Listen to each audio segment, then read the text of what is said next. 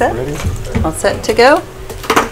I hereby call the City of Buellton's Council to order for August 9th. If Councilmember Andrusik would please lead us in the pledge.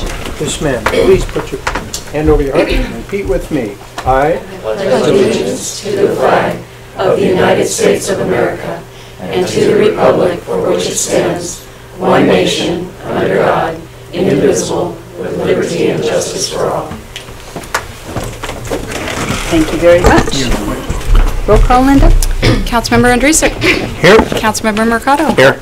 Vice Mayor King. Here. And Mayor Serra. Here. Thank you very much. Do we have any public comment tonight? Or, excuse me, reordering of the agenda. No, ma'am. Thank you. Boy, I tell you, it's warm. We're moving on to public comment. This is anybody in the audience's opportunity to get up and give their 3 minutes of free speech, whether they've got something they want us to know about or a suggestion. We're happy to hear it. Our first public speaker will be Caroline. Please step up. Welcome back. Thank you.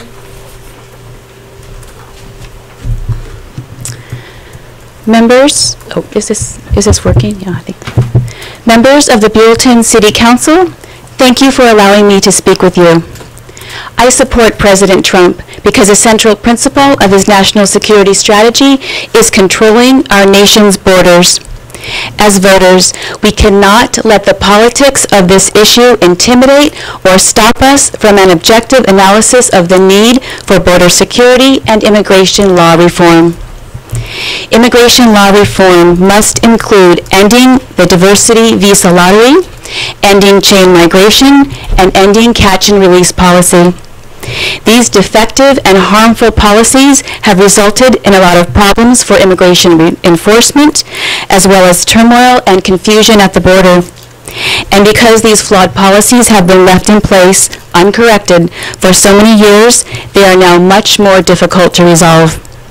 Also, for the good of our economy and labor force requirements, we must have a merit-based immigration system. Our country is like a great, big, beautiful house, shared by all Americans as the citizens of one united country. However, without a border and immigration laws that are enforced, it is like trying to have a house without walls, which is not a house. Just as no one would let complete strangers live in their own home without knowing their identity, their background, or their motivation, anyone wishing to live in our country must be documented, wait their turn, and follow the legal process if they would like to become a citizen. As well, a border wall will help to stop the never-ending trafficking of drugs, guns, and weapons from crossing our southern border, entering into our communities, and causing nothing but problems for law enforcement and the residents of our community. The following is part of an email from President Trump regarding our national security strategy. We are committed to protecting the American homeland, the American people, and the American way of life. The government has a fundamental responsibility to keep Americans safe and to strengthen our sovereignty. Please support President Trump because he understands how border security is national security, and national security protects our nation's future. Thank you, and may everyone listening have a good evening. Thank you very much. Thank you. Our next speaker is Barbara Knecht.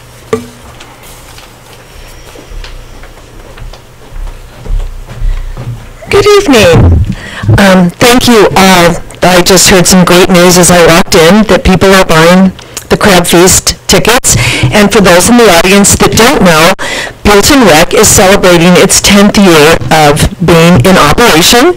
From the help, of course, of the City Council and the Buellton Union School District, we are working together all the time to make programs and activities available for our community, our children, and our adults. So in that vein, we are going to have a crab feast, unlimited crab, on Friday, September 7th at the Zacha Creek Golf Course. And thank you for those that have bought tickets, and for those that are interested in the tickets, you can buy them online at buelltonrec.com, at City Hall, or at the PTSA members of Buellton School. And I hope to see you all there. It'll be a beautiful event at the golf course, seeing how the upkeep is wonderful. I was just out there yesterday talking to Mike Brown. So here are flyers, and thank you, and I hope to see you all. Thank you very much, Barbara. Our last public speaker, if anybody else wants to get up during public comment, now's your chance, but Dr. Randy Haggard, please step up. Welcome. Thank you and good evening. And thank you for the opportunity to speak to you tonight. If you recall, the last time I came before the City Council, I was describing some of the financial woes that the district faces in Buellton Union School District. And went into some detail and tried to answer some questions about that. I do have a little bit of good news tonight that I wanted to share with everyone. Since June, we have seen an additional 28 new students coming through our doors. And so there's a steady stream of families, I think, moving into the community, and I think they're going to find they've chosen it very, very well for a beautiful community and terrific schools to serve their children. So news is looking better, but we still face a funding model in the state of California that is inadequate to meet the needs of a district like ours. And so I wanted to share with you tonight, the Board of Trustees of Buellton Union School District passed a resolution back in June to place a measure on the ballot for a parcel tax. And so in the general election on November 6th, that item will be on the ballot, Measure A. And the notion of a parcel tax is unique. It's one of two ways that school districts can raise funds. And it's one way that those funds can have total local control. So parcels would be levied at $99 a year. It comes to 27 cents a day to fund priorities like the music program, which I heard about in a speech the last time I was present, how much the community misses the music program at our schools. Enhanced science and technology and mathematics and engineering programs and arts. As well as trying to maintain those low class sizes that I think distinguish our schools from many districts throughout California.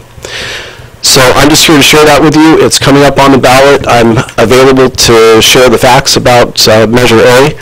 And if you have any organizations that would like to hear more about Measure A, I'd be happy to attend and share that information with them. So thank you for the opportunity to speak with you tonight. Thank you very much. And if I may add Certainly. a little public comment, I'd like to introduce Senior Deputy Jose Alvarez, who is in the audience, and he is our new motor deputy. Nice. Welcome, sir. Welcome. Welcome. Our Highway 246 will keep you busy.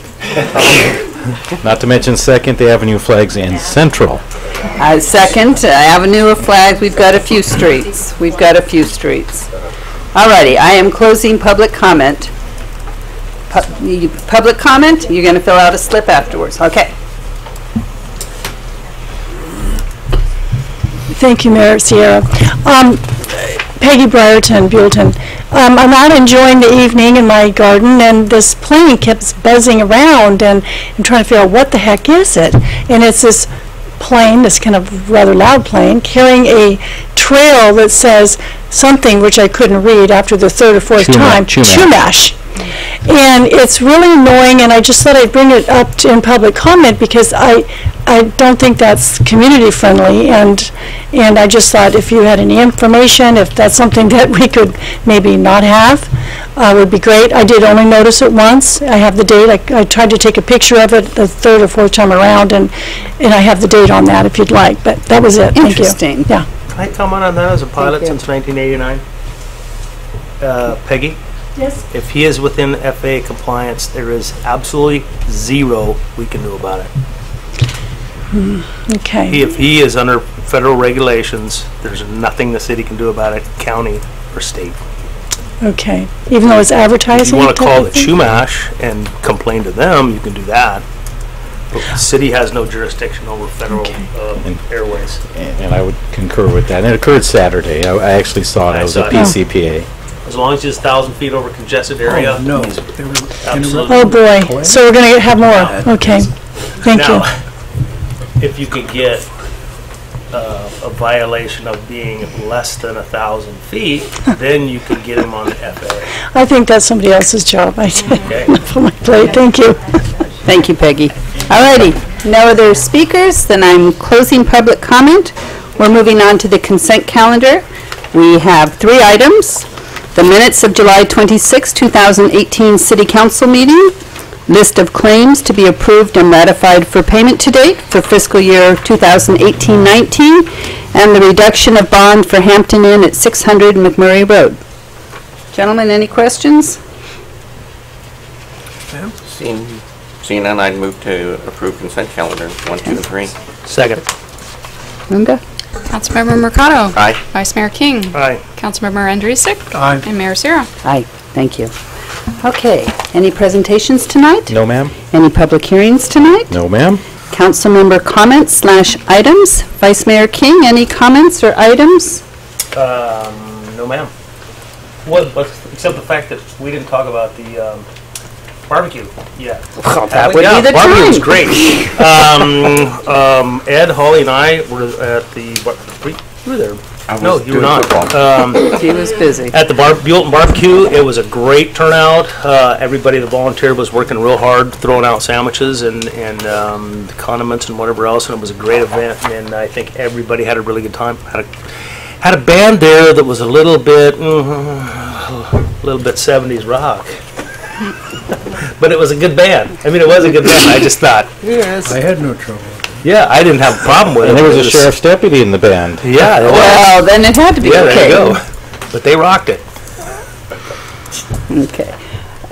Councilmember Mercado, anything for The only you? one I heard was positive things about the barbecue, so. Yeah, it was great. Second that. And Councilmember Andrusik, any comments or items? No new items. Okay, again, city staff was terrific, the volunteers. This has been 16 years we've been doing the barbecue. I think I misspoke at the Bonanza and said believe so. 14, and it was 16. It takes a lot of work to pull it off, and city staff and our volunteers are amazing. I would like to have an item brought back. I know I've mentioned it a couple times. I've gotten a couple of emails about parking the big freight trucks on McMurray, and with the hotel coming, we have a new property owner who's concerned about it. I'd still like to see about that alternative parking. You were going to talk to Anderson's and check around and see if there was anything we could do to find places. Okay. That's Anyway. fine. Let me put it on the first meeting in September. Give me some time to contact and go from There'd be there. a discussion item. Discussion item. Yes, yeah. discussion item. Thank you. And then we do not have any items for the August 26th meeting, so I'm asking, and I talked to the mayor about canceling the meeting. August 23rd. Oh, I'm sorry, August 23rd. Yes, August 23rd. So, Okay. All righty. very good, thank you. Thank You you. could just sit in here, I guess. Didn't have to talk It's air conditioned. Hey, that could be your fastest. It's air conditioned. for an hour. Okay, written communications, No, ma'am? committee reports. Anybody? No committee. Oh, I tell you, we're moving right through this. Moving on to business items, we have agenda item number 4, the appointment of ex officio member to the Buellton Chamber of Commerce. Mark? That's up to the council to appoint a member, and it was Foster who had it prior. So it's appropriate for the council to nominate a person to be the ex officio member. Okay, is anybody volunteering? I would, Go ahead, Eric. I would like to be on, and I would like to volunteer. Terrific. Everybody okay with that? Certainly. Councilmember Mercado, thank you very much. Appreciate that. That'll last, well, no, is the ex officio, it's a 2-year, or would he do it until Foster's term expires? I believe we do that every year. There's a reorg. Or is it every 2? Well, for next I think we went until to, the end of the year. it used to be every year. So Now I it's think every it's every 2. 2 years. Election year. Okay, thank you very much. All righty, Agenda item number 5, the Visitors Bureau proposed fiscal year 2018-19 budget and request for additional funding. Mr. Beardzinski. Madam Mayor, members of the City Council, you requested additional information regarding the budget, which has been provided to you as attachment 3. So it's going to be a short presentation, and then probably Kathy Vreeland can answer questions from the council. But I want to point out a couple items that unless the council decides otherwise, this is a one-year request. We wouldn't be doing it for 2 years unless the council wanted to put it as the 2 years. And if the council does do additional funding, staff would bring a contract amendment back, so we would memorialize that through a resolution. So until the council decides what they want to do, this is more discussion and direction to staff, then we'll bring a resolution back if they decide on additional funding. So with that, I'll turn it back to the council and Kathy. Okay. First of all, we can ask any questions we want, then I'll open it up to the public and bring back for discussion. Kathy is here, Tessie's here. We have people from the chamber here. And if there's any questions. I think I wanted to hear the discussion. I had a question, though. I wanted to see how this is going to... Okay. And I do have the budget that the attachment 3, I do have it on the PowerPoint, so I can put it on the board if people need to refer to it. I had a couple of questions that... Should we put Kathy on the hot seat? Step on up, Kathy. You can answer them better than I can, because I was reading, I went through this kind of line by line, and I saw one addition, one sum that was 10,000 on one page and 5 on another. But I guess the biggest thing is it showed on your profit loss. It shows that you had other income, other funding sources, balance forward, and Santa Barbara County funding totaling $103,316.69. I didn't see it in the budget for. I don't see it in the other sheet. On the Excel spreadsheet that we just sent through? Correct. Where on this did that one. go? So that's in our P&L, so that's in addition, so the $400,000 is what we're working with for marketing and whatnot.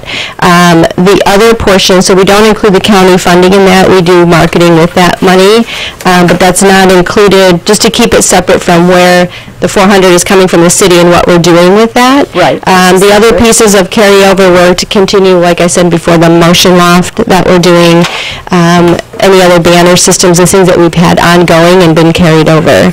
So those were, and then we also had the marketing consultant come out of that this last year because she wasn't budgeted, so we had taken that out of there as well. So we're trying to keep everything within that 400,000 budgeted, anything new and new that we're bringing into the programs that we're marketing to, but the banner system or the motion loft traffic system, that was all allocated out of that other carryover because we had contracted with them for a 4-year contract, and that was to be taken out of that other Is there any monies, if you will. that 103,000 that's still there, or is it? I'd have to look, Holly. I don't have that in this spreadsheet. Okay. Oh, I don't know if I have what you're looking at.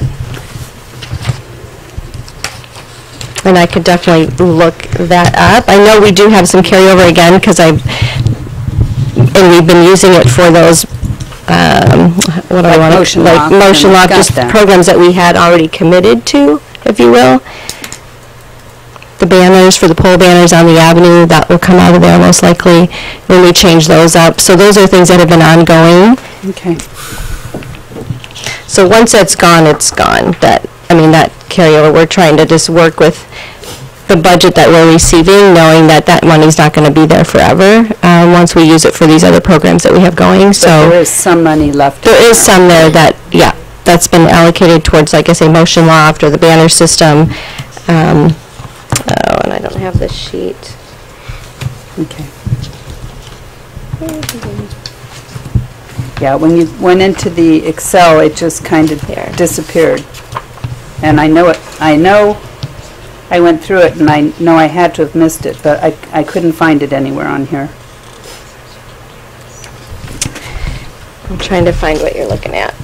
I know what you're talking about, and I'm just trying to find it on my sheets. Oh, maybe right here. So, okay, so let me see, 1819.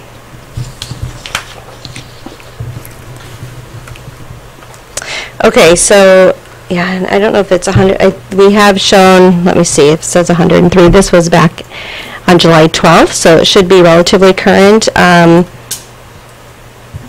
So the committed project allocation, that's where you're looking, the other expenses and whatnot. Okay. Well, the other, total other income was the 103.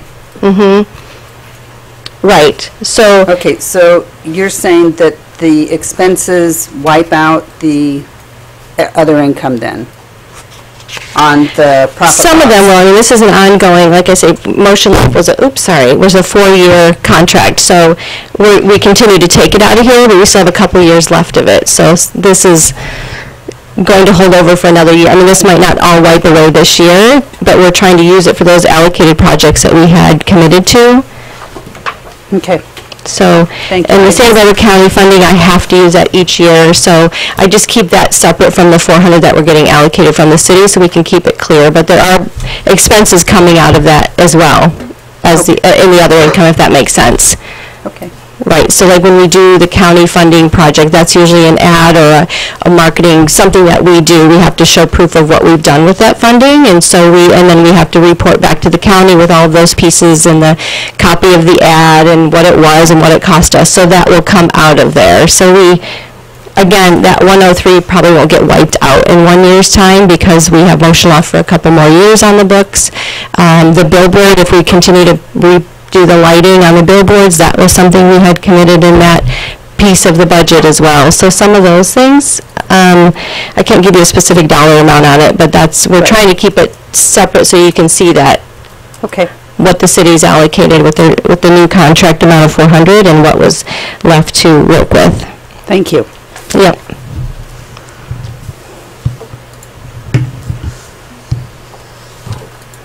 Any others? I just wanted to compliment the event that we had at the local theater, and I think it's in my 40 years with the Chamber/Visitor Bureau operations in the whole valley, I've never seen either of the two cities or the other entities, Las Olivas, San Ynez, have I think it's Las Olivas has the no, San Ynez has a business association. Chamber. So, but the event was very well prepared. I think it was very well received, and we'd already expressed our appreciation of that. But that's the kind of thing that we are receiving, and I'm when I saw this come up and what has happened, I just wonder if someone would be able to enlighten me. What would happen? What would be the financial impact if we're not going to honor our 20.8%? I believe that was what we set out. We promised the voters, you give us 2% and we'll put 20.8% of that money in. And I think it was pretty well, but it's gone away, I think. And I wonder if the voters have a recourse to come back, because we're asking then the business people to collect money for perhaps false interpretation of expenditures. So I don't know. Do you want to comment? I'd like to know, have we ever had anyone ask to go back to 10%? There was never any commitment during that process. I understand. You're right. But it certainly was. No, I understand. Made clear that you give us the money and we will market the community. And I just am blown away by the amount of marketing we've had. And for someone to say, well, you got more hotels, okay. And then the other factor is the council voted when they did the new contract to give, and you can correct me if I'm wrong, Kathy, the Visitors Bureau wanted a steady source of money, giving them the $400,000 per year, irrespective of TOT. The fluctuations go up and down. They get a set amount that they Right. could budget for each year. So that was the reason the council went with the new contract to change it to just the set amount as opposed to the percentage. Good years, they might not get as much, but bad years, they would still get the same and they could budget accordingly. That was my understanding of No, the council's decision. I was here for that, and I understand that, but they have come to us with a request. We've had some issues that have been asked for amendments to funding out. We're always having budget adjustments to the tune of $250,000 many years for things that have kind of cropped up that we need to spend money on. So I just want to try to get us focused for, this is our marketing arm of the city, and I think if they were just following the same old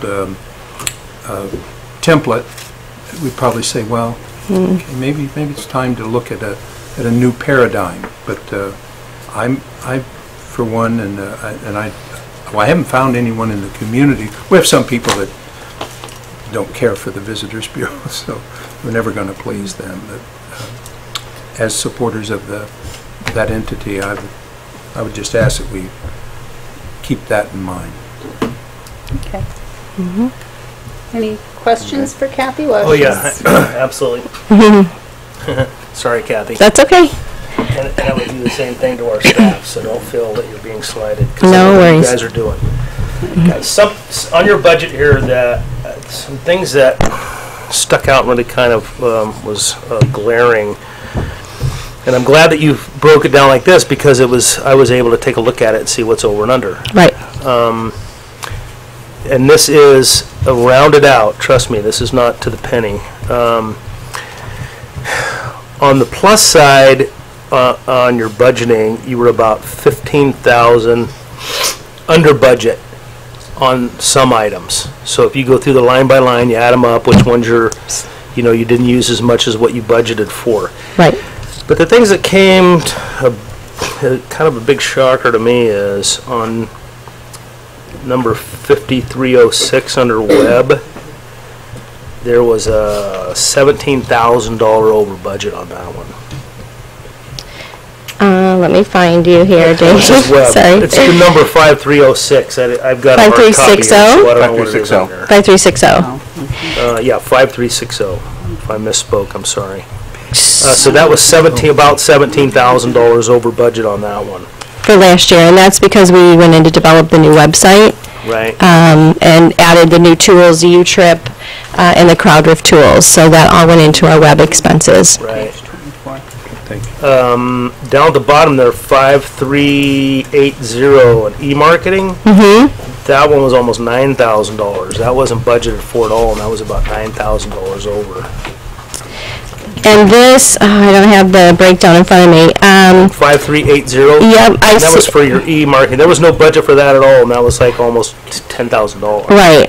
And so some things come up, whether it's, and I'd have to look to see what went into the e-marketing line, and I need my QuickBooks in front of me, because I don't have everything itemized underneath here.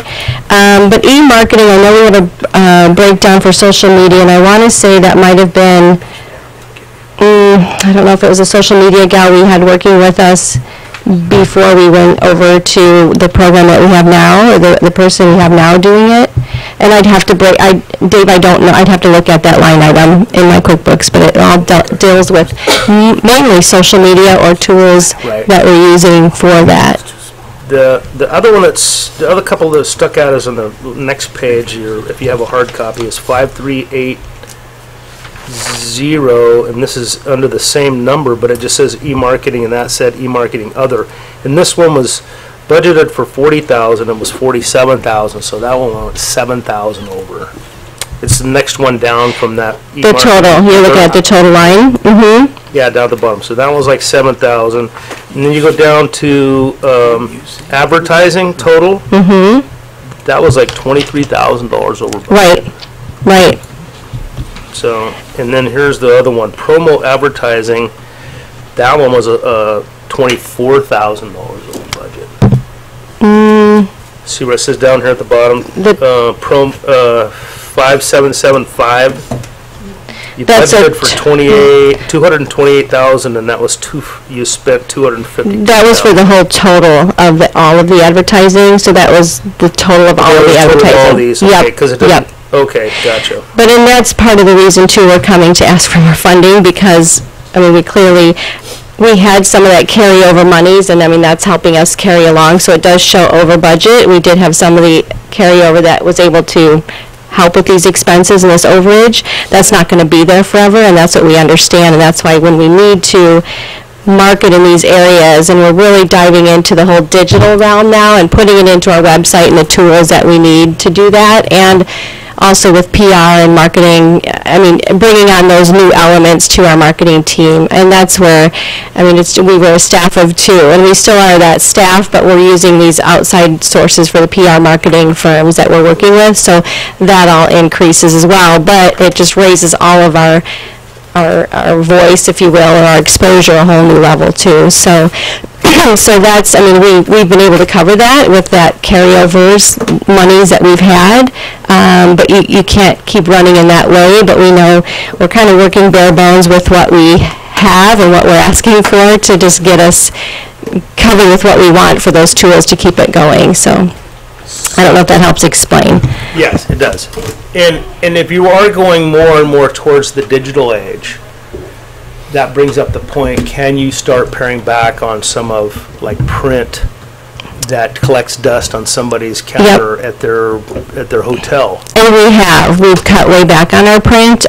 So we did incorporate a few pieces that were optional, depending on the funding that we receive, or if we receive any additional.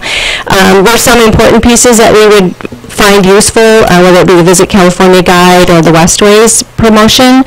We may find a new area for the Visit SYV Guide. They do talk about Buellton in there, so we may swap something out there. I mean, that's all to be discussed yet, but we're looking at that because they do highlight Buellton, so do we really need to carry an ad in that guide? Maybe not. Maybe there's another way we can use that funding for another promotion. So we have we've cut back on a lot of our print. And a lot of it's going, so it's print digital. Sometimes it's a print piece, but they also have a digital piece to it or component. But we have cut back on our print, knowing we need to put it more into our social media marketing and the tools that we're using for our website. I mean, that's what's going to get us further. That's where people are, so on the web. Well, under here, this one you have print and digital advertising. That you budgeted $47,000 for that and spent $47,500. And that's kind of some of the issues that I'm looking at, is how much of that is print? I mean, how much are you putting in paper? Because I know if I go anywhere now, it's iPhone or it's laptop. Or, so are you looking at 17, 18, Dave? Or? Yeah, 5350, where it says gotcha. Print and digital advertising was $47,500. Correct. How much of that is really printing? I mean, in magazines and ads. Right. In various programs. And quite a bit was printing, and that was last fiscal. And that's why this year we're taking a whole new look on it, and we're only budgeting, this year I think we're budgeting $13,000, and then if we can do these other elements, Westways and whatnot, it would bump it up to $29,000. So we've cut, you can see there, we've cut way back on the printing. Right. Going forward. Because it doesn't break it down in there. Right.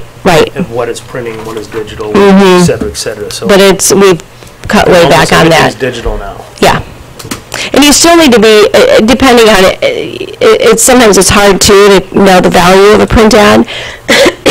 Is it converting people to booking rooms? Print is very hard to tell. We put specials out there or use this code or whatnot. It's just really hard to tell. There are some pieces that you know you're going to get good exposure. Whether or not it's converting, it's very difficult to tell in a print ad. It's extremely hard. Where digital, we can see so many more analytics. We know if they're clicking and how long they're spending and where they're going and what their habits are. Print is very, we can find out a lot of stuff. That's kind of scary. Excuse me, but print, there are some pieces where you still may want to be, because you know the pieces are getting mailed overseas, or there's there's still travel agents in a lot of the European countries, right, where we are all online, but believe it or not, a lot of international countries have travel agencies still, where they're going in and looking through a catalog and booking their trips. So there's some areas where we might find a value in a print ad, but we have cut back a lot, knowing that talking about our LA market and where a lot of our low-hanging fruit is that we're trying to go after, we're very digital. Right. So in the increased funding that you're asking for, just broadly, what is that going for? So most of it is into marketing. Of course, like I said, the marketing consultant we had, Solutions on Second, we actually brought her in late in the year, I should say late, but after the budget last year was set, and so she came all out of the other monies, right, the carryover. That's where we paid her out of. But going forward, we'd like to bring her up into the normal budget, just so we have a clear look of what it's going to cost to run. I mean, now that money's gone, what is it really costing us? And we need to be able to account for that. So that's part of it. The marketing, the couple print pieces. Another new line item we added was the media expenses, and that was when the PR team puts things together, if we go on the road with our media shows or pop up for the travel writers, that was to help with those expenses. Sometimes hotels might not always comp a room, or restaurants might not always comp a meal, or an attraction might not always comp what they're doing. So we might have to throw some money at those things, and that happens. If they're traveling with a family and it's a travel writer, we might have to get one free dinner or two, but we have to pay for the kids or whatever it might be. So, and we do have very generous businesses here, I have to say, but we have to know, there might be an excursion or a bike or something we need to rent for them to, the Surrey bikes or whatever it is. If they want an experience while they're here, we may have to pay for some of that. So that's the media, which is a new line item that we've earmarked there. Let's see, the other area, so advertising, advertising other, that was under media expenses. I'm sorry, I'm just looking down here. Marketing consultant, the print pieces we discussed. Part of it was the events as well, and that's an area, council may want to discuss. We did put in $5,000 for the Buellton Winterfest in addition to what we had budgeted to bring that to 15. That event is growing, and I know we're going to have to probably take some measures for traffic control or just figuring that event out, maybe bringing in some lighting. It's very dark down there, so we've added some there. And then the other events, whether or not we want to celebrate these other milestones in the city. We have the 50th coming up this year, which we're already kind of working on. The 95th for P. Soup Anderson's, Sideways, 15th, and these are some, and then the centennials coming up as well. So those are some things that we've earmarked for whether or not we want to celebrate them or how much we want to celebrate them, so that's where a big chunk of money went as well. So I'd say close to about 96 or 97,000 was mainly really marketing, advertising, mostly, and then the rest of it was in that event line, is where you're seeing the increases in the budget.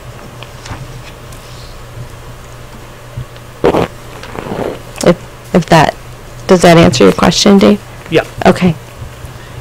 I did have one question, but that was kind of answered when the digital and the e-expenses. Are you finding out that it's the values in there?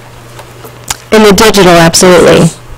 Total or not much? And there's some things like PCPA brochure, it's a few $100, but there's just some things where you need to continue to have your name, it's the local thing. All the CVBs are in there. You kind of have to be listed in some of these things. But we've tried to pull back and really look at those and know where do we really need to be and can we take away. And we've pulled out of a few things, I can tell you. Some of the co-ops that I used to do with Yosemite Journal, the Wine Country magazine, just some of these things where, we don't need to be there and we can use that money in other places, or again, towards our digital component and just building that site, that logo, that brand, all of that, and the pieces that go with the website. So, and that's where and then the whole SEO marketing, right, and keeping that website amped up and popping up in people's searches. I mean, that's really where the money is spent, is marketing that site and getting that to show up on top in people's searches and getting people in there and booking.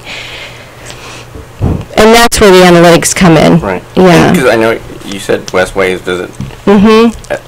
Westway is pretty good size, and it's a big publication, and it's a Southern Cal market too, which is big for us. I mean, that's a So there's, you gotta look at that too, going, is it even touching a market that's coming here? Westways it's a Discover section in the Westways, and it hits all SoCal people. So that's valuable, and I'm not committed yet, because I'm just kind of waiting to see where we go and what we have to work with. And that's actually a co-op partnership that we do with Visit SYV and Solving CDB. So it's really expensive. It's usually a 2-page spread, but it's a very expensive buy, so we all partner in it. Westways is not cheap to advertise in. Okay. So. All right. Yep. Ed, did you have any questions? I've got a few more, but Go go right ahead. No, Yeah. I do not. Okay, so first of all, I want you to know that when we go over the city budget, Yeah. I do everything line by line, and we go through every department. So I want you to know that this is absolutely nothing personal. It's just when I get an Excel sheet and I'm comparing numbers, any discrepancies, I just write down. So I do have a few. Okay. And I just want to throw it out, because these are my concerns. First of all, you've got wage salaries. You want to go from 107 to 137 and add a PTF employee, a part-time employee. But your contract labor, you budgeted $13,200 for, and you only spent $5,379.59 with no money put towards that this year. Wouldn't it be less expensive for Visit Buellton to stay with contract labor rather than to hire a part-time employee? So, looking at the 17-18, that's where the budget is. Let me go. You have 13.2. So yes. So partway through the year, and Cheryl was our contract labor. She was the gal on the weekends that we have, and we used United Staffing. Right. She's great. She's fabulous, and that was a great service for us.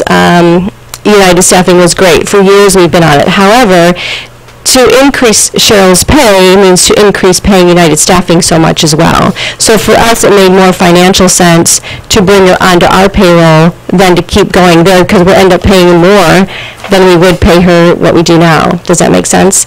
I mean, we're having to pay for United Staffing services. So talking with our accountant, we said, okay, here's what we want to raise her to, and would that make sense to continue with United Staffing, or would we be saving money to bring her on our own payroll and deal with the workers' comp and everything ourselves? Yes, it would. So partway through the year, we made that change and brought her into our payroll. So looking at the first columns, that was last year's fiscal year, that's done. But that's what happened there. So that's why She's already on your payroll. She's on our payroll now, right. So we brought her, I mean, she's always been part of, we're always paying her, but we're paying United Staffing to pay her, basically. Right. But they charge you a fee for that. It just seems like it would take quite a while to get from the $53.79, even paying them extra money, to that $30,000. But okay, and work. And so, okay, let me back up though. Yeah. So Please. So you have Jody and I coming out of that. Now we have Cheryl. Right. And then the other, we're asking for $30,000 for another part-time employee to assist with the social media and whatnot.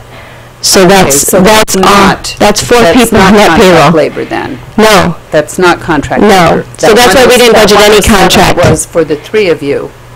Yes. And the 137 would be for the 4 of you. Yes. Okay. I'm just trying to clarify. No, that's fine. I don't know if that I had made that clear before. So okay. That makes sense. And so we don't need contract labor, meaning we don't need United Staffing right now, because we've got her under zero. Exactly. Okay. Yeah. Exactly. The website maintenance. Let's see. Website maintenance.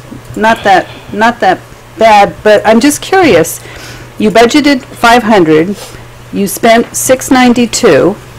And then your budget is 600. Why would you be under? Why would you go 600 and not 692 or 700? So higher.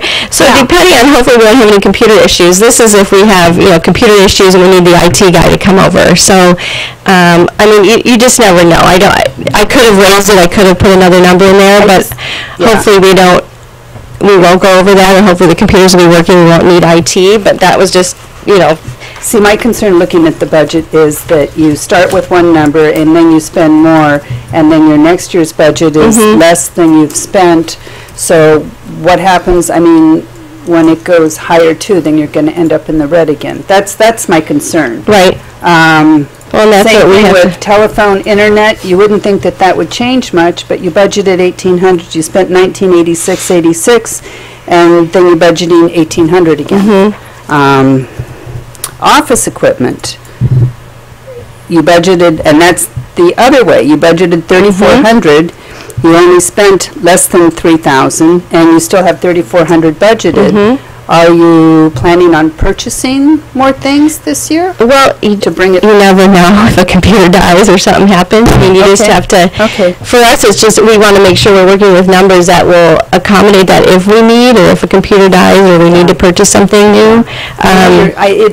You're cautious, and then like your rental and storage, your budget was 1,900, you spent 2,400, 2,550, and yet you have 1,900 for the budget. Is the storage going to change? Well, good question, Holly, and that might be my oversight. I can definitely look into that to see if the rates went up. I don't know. Okay. I can look at that. Okay, membership dues subscription, the budget is 2,000, actually 1,258. Where am I here now? On 6766. I wrote it down and I'm trying to follow it on my paper. 6776. It was with under your promo and advertising. You have, I guess you're doing the same thing. You budgeted 2,000. You didn't spend 2,000, but then you budgeted 2,000 again. And I would think membership dues and subscriptions would stay pretty steady. Depends if there's, that's I mean, we're trying to just be diligent with what we're budgeting to make sure we can cover our expenses in that column. The rent one I'll look at, because I'm not sure, maybe that does need to go up. Okay, and again, I did this to Mark and all the department heads last year. With your print and digital advertising that Dave mentioned, you budgeted 47,000. You spent 47,573.23, and the proposed budget is now 29,720. I would think if you'd spent the 47,573 last year, why would it go down to 29,720? Because we're cutting back on print. So this says print and digital, but this is pretty much the print part that's going out? Right. Okay. Right. Okay. We've cut back in some of our pieces that we've advertised in. Okay. Yeah. It's just reallocating this, especially this year here with everything that we're doing and bringing on our PR team and our marketing consultant team. We've been able to reallocate monies into other buckets where we feel it's more needed and more important and better of use for our funding. Okay. So I've only got two left. Yep. It looks like, I think it's 53 or 6380, the e-marketing and other. You budgeted 0. You spent 8983.75. And yet you're budgeting 0 again. Right. And I have to look at that. I don't, off the top of my head, know what was included in the 89. It might have been a one-time spend, and we just didn't have a specific line. It was to deal with e-marketing, but it might not have been social media or SEO, so I'd have to look and see what that was for. Okay. Probably, maybe it's something we don't need to spend again this year. I'd have to look at it. Okay. Then I don't like to put things in other if I don't have to. I like to have a specific line item so we know what it's for. So I'd have to look at that because it's like when things go into other, I want to know what it is and why it's there. So yeah, I bug staff a lot too. Nope, spend money I on get it. street signs. It's like, what street signs? Where were they going? There was one correction on your, was it promotional items? You had one where you put 5,000. 5,000 was media expenses on the profit and loss, but then on your Excel sheet, it's 10,000, and yet the total for advertising stays the same, and that needs to change the 5,000.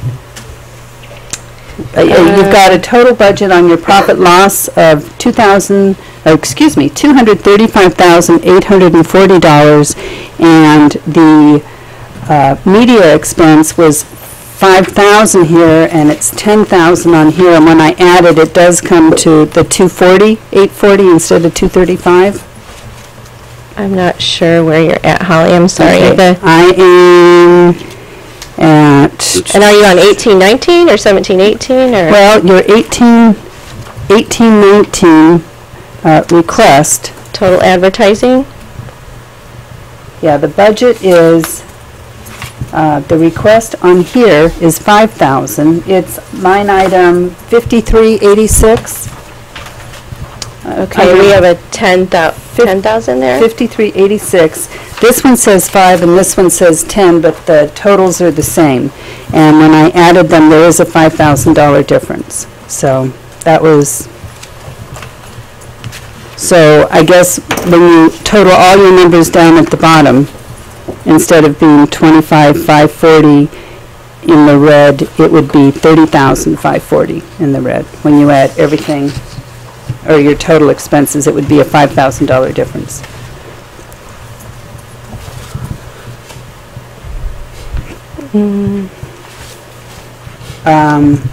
Do you have page numbers on yours? Mine was on page 25. You probably have the hard copy, right, Kathy? Yeah, she's probably got, it's the last page of the Excel sheet. No, I see where you're looking. I'm just trying to see, go back in the numbers here.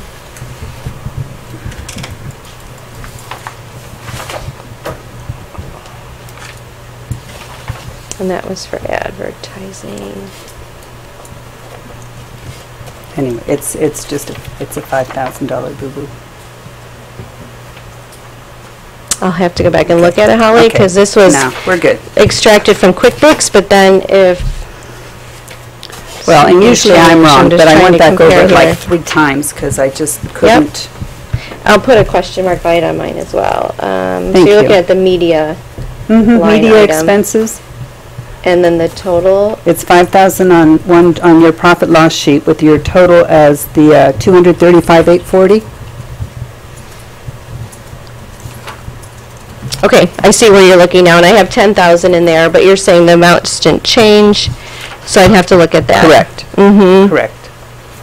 Anyway, Okay. that's it for me. Thank you for putting up with it. No, you're fine. I Um, appreciate the questions. Anybody else with any questions before I open it to the public? Mayor, can I have another bite of the apple?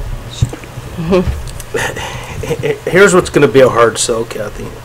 For starters, have we talked to the chamber members on maybe contributing to some of these events that are coming up? Have you had a conversation with them about that? So we do get sponsorships usually for our events. So a couple things, just a couple things. Make sure I'm always talking about the 2 companies under one roof, right? And there's 2 budgets and 2 ways of funding, and nothing's commingled. So Brewfest, Chili Fest, that's all chamber operations. Has nothing to do with these budgets. Right. And we do reach out to companies for sponsorships. And we would do the same for the Visitors Bureau items as well. So Winterfest, if we do the Avenue celebration, I mean, all of these things, it's a matter of how much we want to celebrate, if we want to celebrate, but these are milestones coming up, so does the city want to look at doing something for those? With the budget we're working on, we can't host all these big events. I don't have the bandwidth myself, but with some funding or whatnot, we can, reach out and look and get help for that. Right. But those are just milestones that we're marking that are coming up, so is it something the city wants to do? But we can definitely reach out to business members. Just keep in mind they get asked almost daily for sponsorships and donations. So it's not as easy as it sounds or as easy as we'd like it to be. But we do reach out for our businesses to see if they'd like to sponsor events. And we do have some interested ones, and we have some very gracious and generous ones that do support us. Well, here's the number that really jumps out, and I didn't bring this up previously, and it says total other events, which is item 5460. Yep. So the change is a 785% change. I mean, that's a hard pill to swallow for anybody. That's a whole new line item, really, too. We're asking for additional 5 for Winterfest, which we've, kind of established, and it has some, I think, good legs under it. It's got a lot of good attendance, and it's going. I mean, it's a great event that's up and running, the Winterfest. So to put a little bit more into that and feed that a little bit to continue growing, or at least we just don't do any traffic control for that event. We don't have lights out there. I mean, there's some safety issues that we really need to start looking at with that event because it is growing. So that's our concern with that event. And the snow it's awesome, and I think it's kind of a signature for this event, but it's not cheap to bring in. So that's a big expense of that event. That snow is a big part of it. The other monies, you're right, Dave, it's a huge jump. It's a $73,000 plus ask. So that's for those other ones, the milestones, the Centennial, the Avenue 50th, the Sideways if we want to, P-Soup's birthday next year. So these are just looking ahead at all those events, and you have to start planning and marketing, ahead of time. But again, how much do we want to celebrate? Do we want to celebrate? Or does somebody else want to take it on and do it even? We're just saying these are milestones coming up, and we would need help if we wanted to celebrate these.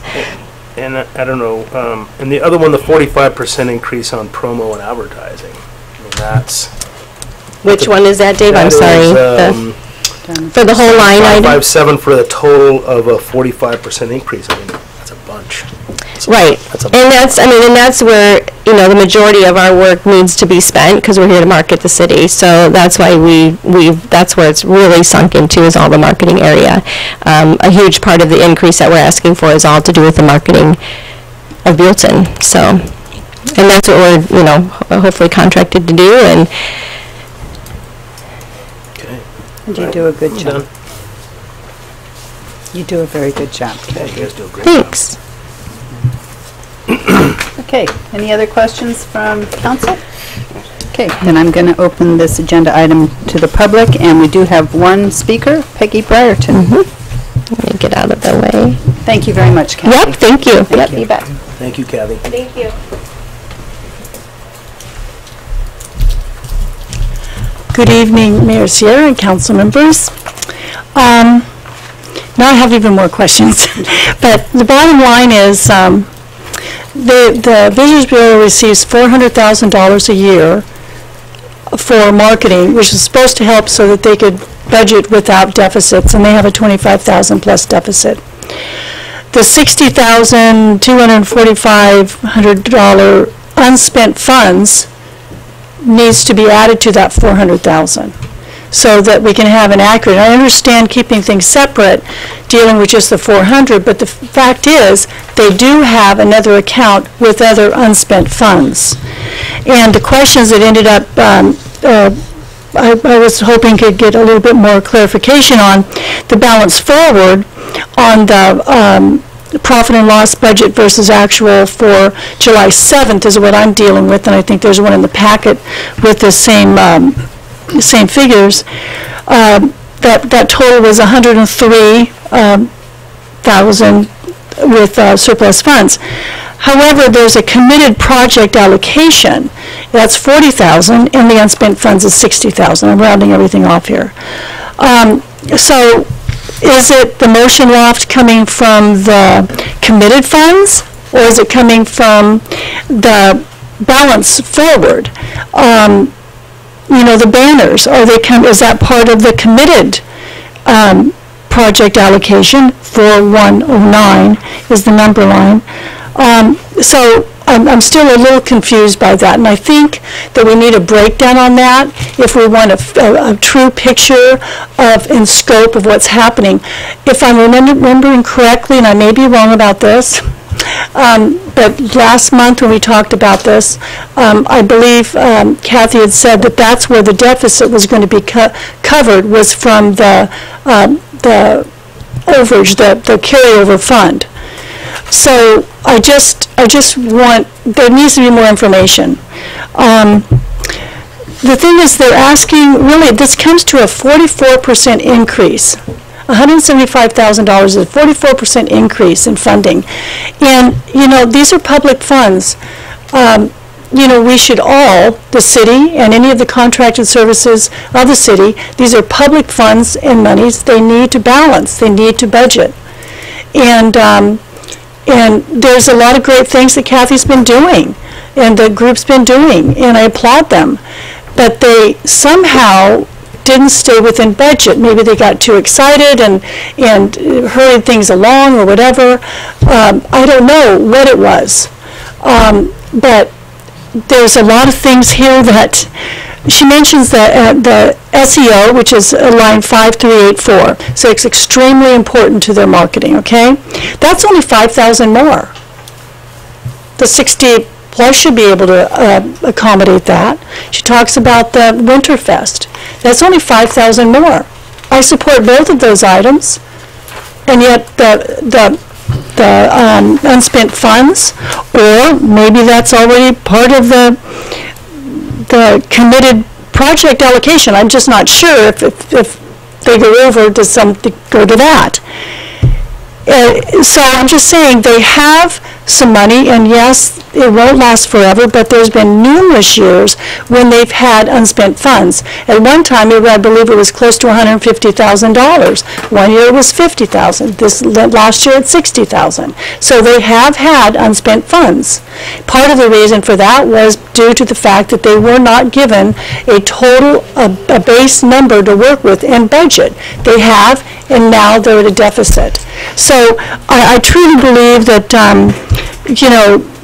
they need to stay within budget. They need to go back and look at what they can cut to cut that 25,000 deficit away, or if they want to use some of that balance forward, use that. We need to use any extra TOT, which in fact is supposed to go up 34% as estimated, and I really appreciate the fact that staff always underestimates what may be coming in. They do it all the time, and it's fabulous, because they don't want to overextend themselves. And it's a smart move. We benefit from that. So we could see that actually going up more than 34%, I'm assuming, with everything that's happening. But the additional TOT has nothing to do with whether the Visitors Bureau gets any more funding. It's going up. I think there's a lot of great things that Kathy's doing. Visitor Center's great. They're doing some wonderful things. I like their new brochure. I like some things on their website. Looks great. Their website, though, it does point out quite clearly, perfectly well, that Buellton lacks a downtown arts and culture, wellness opportunity. It's not walkable at all. And that's where any extra TOT needs to go to develop our downtown. It's good for the community. It's good for tourists. And I think they need to stay within budget. This is public funds, and I think they can do it with the surplus fund, and then reevaluate what they've got. Maybe they have to use it all up, but I still would like to see a little bit more of a breakdown. And I think one other thing, lastly, I appreciate I didn't get the 3-minute clock going, Mark. Appreciate that. There was no other information on events. And Kathy's offered twice to say maybe we should discuss that, and the council hasn't discussed that yet, so I'm going to. I don't believe there should be a year-long event for a centennial for Buellton. If I'm remembering correctly, one of the things the Visitors Bureau was tasked for was filling up those rooms during low visitation months, and those are December through, I think, May, something like that, January through May. We have December covered because they're busy with the, Winterfest. But that's when events should be taking place. So I don't know about spending a month ago, it was $100,000 for a centennial celebration that would last the whole year with different things going. I would like some discussion on that. At this point, we don't have any other information. We may have some events on these. These are possible events. And what does the council want to see? So, I think at this time you can't fund those extra events. The Winterfest is definitely covered within the balance that we've got moving forward, as well as some of these other important issues. And there you go. And thank you for your time. Thank you, Peggy. Okay, I see no other speaker slips. Nobody else wants to get up? Cameron, Tessie? No? Okay. I'm closing this item to the public, bringing it back for discussion with council. Gentlemen? Ed? Okay. I don't have I want to hear why they can't have what they want. Well, no. Excuse me. First of all, Kathy, you guys do a great job. I see both sides of it, because sometimes you need to spend money to make a little money, and some of these projects I might not agree with, or whether it's the pea soup or the sideways, and maybe, like Peggy said, they should be up for discussion to see if that's where the city wants, in that direction, if that's where we want to go into. I fully agree that we need to accommodate the growth for Winterfest. I think we've gone to it twice, and now that we have a grandson, he's old enough to really participate in it, and that's what it's for. It's for the kids. And we've always talked about having things or events for the kids here in the valley. And if that's what we are talked about, then we need to support it. And maybe it's not the $175,000 that we increase it by.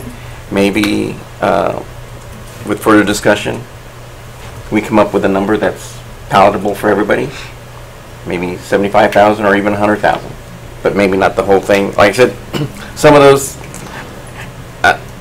pea soup would be great, but is Pea Soup Anderson going to help support or sponsor it? And I thoroughly can testify that, yeah, we do have a lot of people asking for something. As a president of a 501(c) group, we're always having to look for things to pick and choose. And they pick and choose. And they're not just asked by our little group, they are asked by a lot of groups here in the valley. And not just here in Buellton, but in the valley. So we have to look at that. And so, and I firmly, even though we're here in Buellton, we're still the Santa Ynez Valley. And we're all one big family, and we have to learn to accommodate that. So, like I said, I think we need to find a number that's more palatable and work with Kathy and the group. Madam Mayor, the Winterfest specifically, and I've been out there 3 years in a row. We are extremely fortunate we have not had humans run over.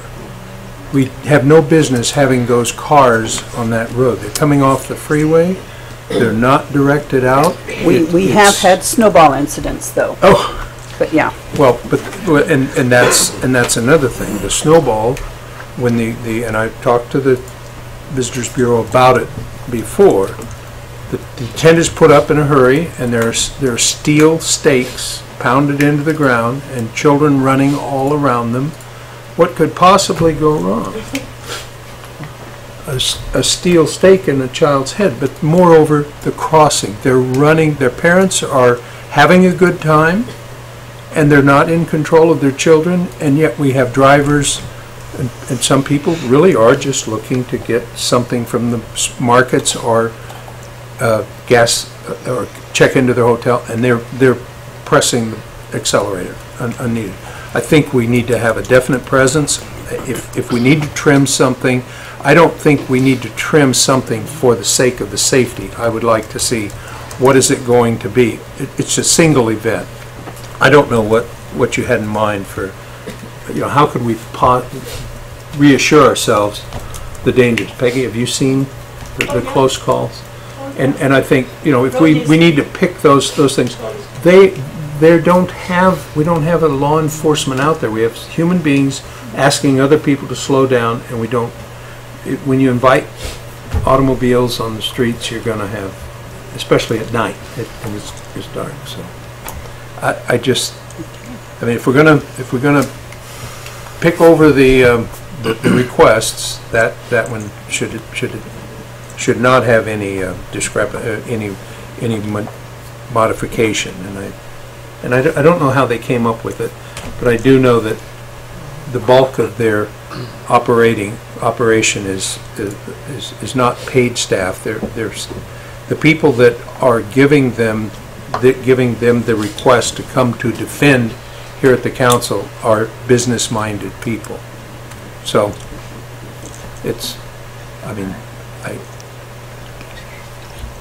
we have to be diligent with the funds, but I think there is a level for micromanaging that gets into causing people to leave the volunteerism that they do.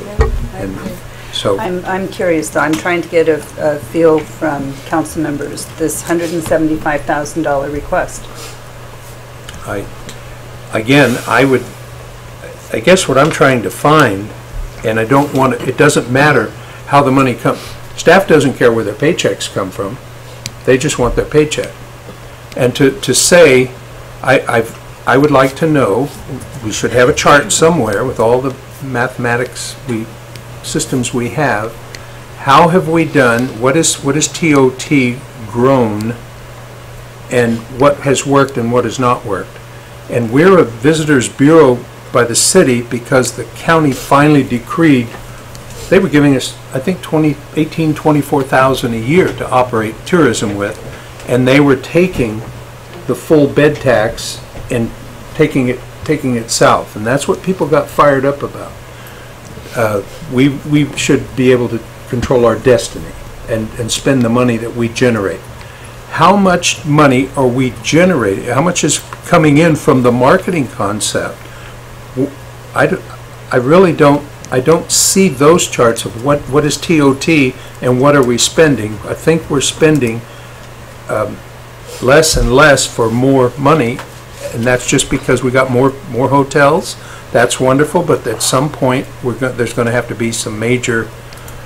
We've got different opinions about how we can improve the traffic in our town, and it's just hard to quantify. Yes. We do have the data for the TOT. Okay. And I think the PowerPoint had it, and I apologize that didn't make it into this. Yeah, but maybe I'm remiss in not knowing exactly what it is. We can get that information, that's easy. I think I was talking about the annual revenue versus the annual expense to market, and I think that we're... And that's more the Visitors Bureau side that we don't have. We have the TOT information readily available. I'm not asking to beat it down. I'm here to participate in whatever carving needs to be done, but we also, when we budget, every time we've come with because I've been a little astounded over the years, in the quarterlies where we do the one-time budget adjustments, I don't think we've done that much with you, but we did a lot with Carolyn Cooper. At $250,000. Oh, we need another $250,000. We're a little short. We got a budget. Wow, that's a lot of money. How do we get that money? So I think that's kind of what makes me wonder from a business standpoint. How are we shooting ourselves in the foot for perhaps all the people that come for their good nature just say we're not going to do it anymore. I guarantee you, if somebody's child gets run over, we won't have any activities on the avenues. Thank you. Okay. Vice Mayor King? Well, what I would be in support of before we put this to bed is I'd kind of like to see and I know there's been an increase in TOT, what the difference is in the previous percentage that we had. Because it may be more than 400,000 now. I mean, there may be your increase right there. You may want to ask us to go back to that of giving you a percentage because TOT is increasing. I know it's kind of comfortable to have a set number and say we're going to make a budget based on this because we don't know how much we're going to get next year. I understand that philosophy. The one thing about the $100,000, that's kind of a hard pill to swallow. Of saying, hey, just give us $100K and we're going to throw it out there. Well, for the event, the year-long event was 100,000 requests, correct? Kathy, correct me if I'm wrong. It was 100,000, right? That's a guesstimate. I mean, we don't know how we get involved in it. Right, but that's kind of a hard pill for me, anyways, as also a taxpayer in this town, to say, hey, just give us 100,000 and we're going to put some stuff on. Okay, thanks. That's a tough sale for me. There is always the option for you to come back to us and ask us, say, hey, we want to put this event together. It's going to be XYZ. We got to hire these guys. They're going to all be on overtime. And how much is that going to cost? Yabba yabba. Rather than like I said, that $100,000 alone is a hard sell. There is always that down the road, you can say, hey, we've done a little planning here. This is going to cost us $22,000 to put this on. There's nothing to say that you can't come to a regular meeting and we can approve that in our budget somewhere down the road rather than just writing a check for the whole thing. Well, and just to be the that, I mean, we ask everybody to tell us to forecast properly. So I think they're giving us a forecast, and they're obviously going to work with whatever comes through the pipeline. But I think what's happened is the Brewfest and the things that other people have taken on, other entities have taken over, have done it because we just didn't have the manpower to do it. Those are huge.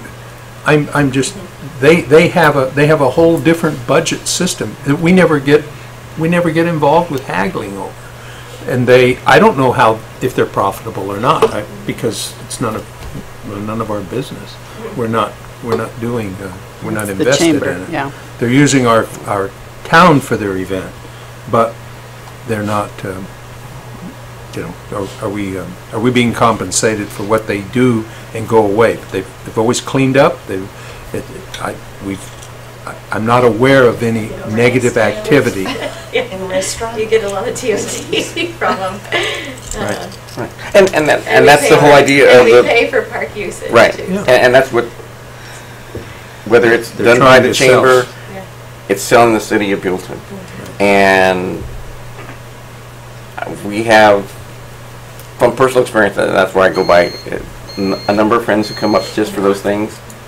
They also come up just to visit us, but we also have friends who have moved into the area from Atlanta, some friends who come from Texas. What are you going to do with them? You look and say, okay, here we can go do this, this, and this. And that's what we're marketing Buellton, or the San Ynez Valley. And that's what we're asking Kathy to do. So you have to give her the tools to do it right. Well, and I agree with Dave. $100,000 for one big event, that's a big pill. Mm-hmm. And I appreciate the fact that you came back to us with some new numbers. I just think that we need to find a number that's more palatable for all of us and say, okay, this is what we want to do. This is what we expect you to budget and manage, and we know you have the expertise to do it. and my problem is that we went from a percentage to a fixed amount because it would be easier to budget knowing this is what I've got. And yet, there's a deficit already. In 2 years, there's already a deficit. So it's kind of like the kid who goes to college and spends the money and says, hey, Mom, I need more money. Dad, I need more. It's gone. I need more money. And I know the parallel isn't the same, and I know you guys, every penny that you spend on Buellton. Your board is incredible. You, Cheryl, and you're all Black belt. Black belt. Black belt. Black belt. I totally agree with that. I just have a hard time. If to go back to a percentage, you might get more money, which is what the voters said they wanted. We were going to do this percentage, and then we went with the fixed amount because that would be easier for you to do, and it doesn't look like it's any easier going with the fixed amount of money. And you and Jody and Cheryl and your board are phenomenal, but I've got again, that 175 is for me, it's a no-starter. I'd be willing to have a discussion, especially for Winterfest and the SCO, but I don't. The numbers. It's hard enough to make budget with the columns that you have, but then to take on other events and throw in a big number there, it's just hard for me. And I campaigned for that extra 2%, and I have always been very supportive, and this is really hard. to not say, of course, of course. So I can't. So what are we going to do, gentlemen? Well, I'll ask a question then. Have we had a year yet that it hasn't brought more money to the city coffers, regardless of how we've doled it out? As far as TOT? Yes. Yes. I believe Chanel can. And you forgot to say that the college students spent that money on pizza and beer. Well, and I know this didn't go for pizza and beer. I know that. I know it didn't go for pizza and perhaps beer. if we get in just another thought process, is then instead of being quick to react, I mean, people probably have come to us with ideas. The 50-year anniversary, I think, has evolved in the last 3 months, maybe. It hasn't been on the docket. The 50 years is going to be 50 years, but it just came on the radar screen, and I think they're saying, sure, we'd like to do, because that makes sense to do it, but maybe we have to just take a hard line and say, and I was involved with Rotary for over 30 years, and people would come for money, we need it, say, okay, but we've already budgeted our budget. So you get into the 2020 cycle, and you're probably going to get your funding because you can justify it, but we can't operate within our limits by taking on new obligations. A homeowner And I has think their that's- budget for the yes. house, or they lose the house. A business owner has a But budget for the marketing business, is, or you and lose your retail is business. retail, and you come, you need to go where just the vendors. I mean, the vendors that come to the Winterfest. I think I've never had anyone say, oh, I'm not doing what I thought I would do. They're unprepared for all the people that are there. Oh, the Winterfest is a wonderful event, and the reason I like it is because the town shows up for that. Yes. Not just tourists. No, The it's town. more local than It's tourism. wonderful. And Chanel can provide sorry. you the answer on the TOT. Good, thank you. Okay, so you want to know how much TOT we've received in the past couple of years, or the percentage 2 or increase? 3 years. So fiscal year 15-16, the TOT was 1,783,000 roughly, and that was a decrease of about 2.6% from the previous year. So that's the only year in the last 5 years that it decreased. And then the following year for 16-17, it went up 8.7% to 1,938,723. And I had a most... Was the other 4 million, did you say? I had the No, it 15, went 16. from 1.783 million. 1.7, not 4. Okay, good. Can I just give a caveat real quick? Please remember the dips is renovations and remodels. We had a lot of hotel rooms down in we didn't have the inventory, so that did cause a decrease in the TOT those years. Okay. So 16, 17 was 19, or 1,931,000? Yes. And then And then the most current for 17-18, so that was a huge jump, 46.1% increase. So the total was $2,832,054. okay, that's the number I've been And that's the hearing Hampton Inn and seeing, coming and I'm in going, and why flying wouldn't flags. you try to make that stay on track instead of just, nope, we're not going to do it because we don't want to spend that much money? So you might want to go back to that percentage. Are you also remembering that Visit Sandy Inez gets $375? And that was one that I thought we well could amend, and I would, We can. well, I would ask that we try to amend that because we have no control over it. And if it's very hard to say, I don't see where we're benefiting from it, but it's costing money that we say we don't have. Visit Sandy Inez.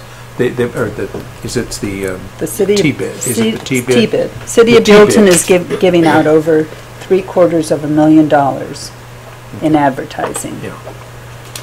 And That's a lot of money. If we need to make, if we That's a need lot to of say money. we're going And to, the Visitors Bureau does, I think, a much better job than T-bid. well put. I But did not know that, because I Yeah. was not But Well, it's not directly out of the city's coffers, it's from the... We voted to approve it, $2.50 charge. Tacked on to the... each bit. Right. Yeah, and Good that tax. passed through And that to goes the to Visit San Visit Ynez. San Ynez.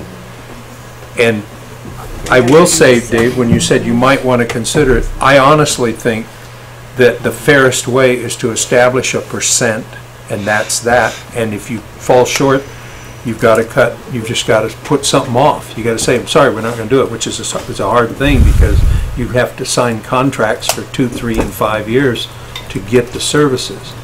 But, we've been, it just seemed like we were betting on it could continue, and now the block, the wall is hit, and they feel they need 175 more.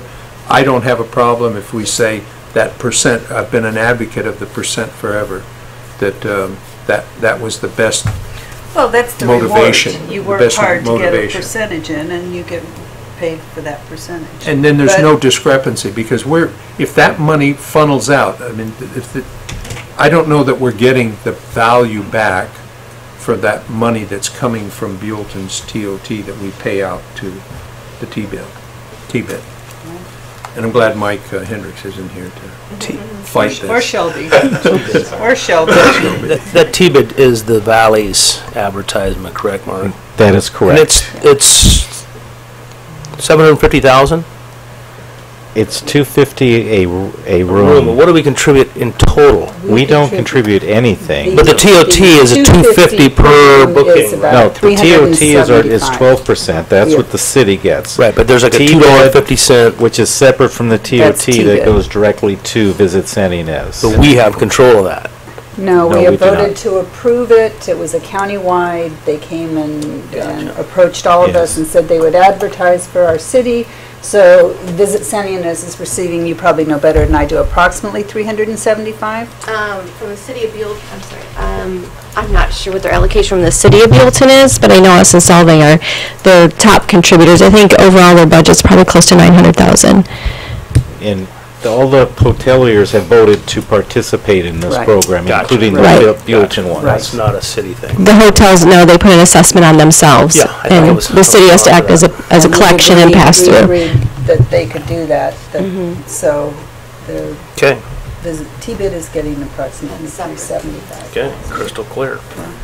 And just to that question, since I wasn't here, do we know how much value we get from that, Kathy? I know it's putting you on the line. Well, you do get the quarterly reports from, We get you get reports from Visit San you Ynez get Valley. quarterly reports in your packet from Visit San Ynez Valley. So you can go Oh, right. back to your, No, I some understand. previous packets, they are on consent Okay. agenda with The- all the details. It's very, very hard to quantify because we know that our Visitors Bureau and San Ynez Valley work very hard to promote Right. Buellton. We also have new hotels, we have remodeled, we have flying flags. So it's really hard to quantify how much of it is just because it's there and the economy is good and how much of it is because they're Marketing. busting their Right. fannies to get out there and market our town. That's the hard part, Right. is the quantifying it. Now, Shelby, he seems to be able to quantify, he's responsible for every room that gets booked in Buellton, Visit San Ynez. Anyway. Boy, we've beat this horse. Anyway, so, yeah, shouldn't have said that. Our Visitors Bureau does a very good job, so I can't go with the 175,000, getting back to business. I can't do that.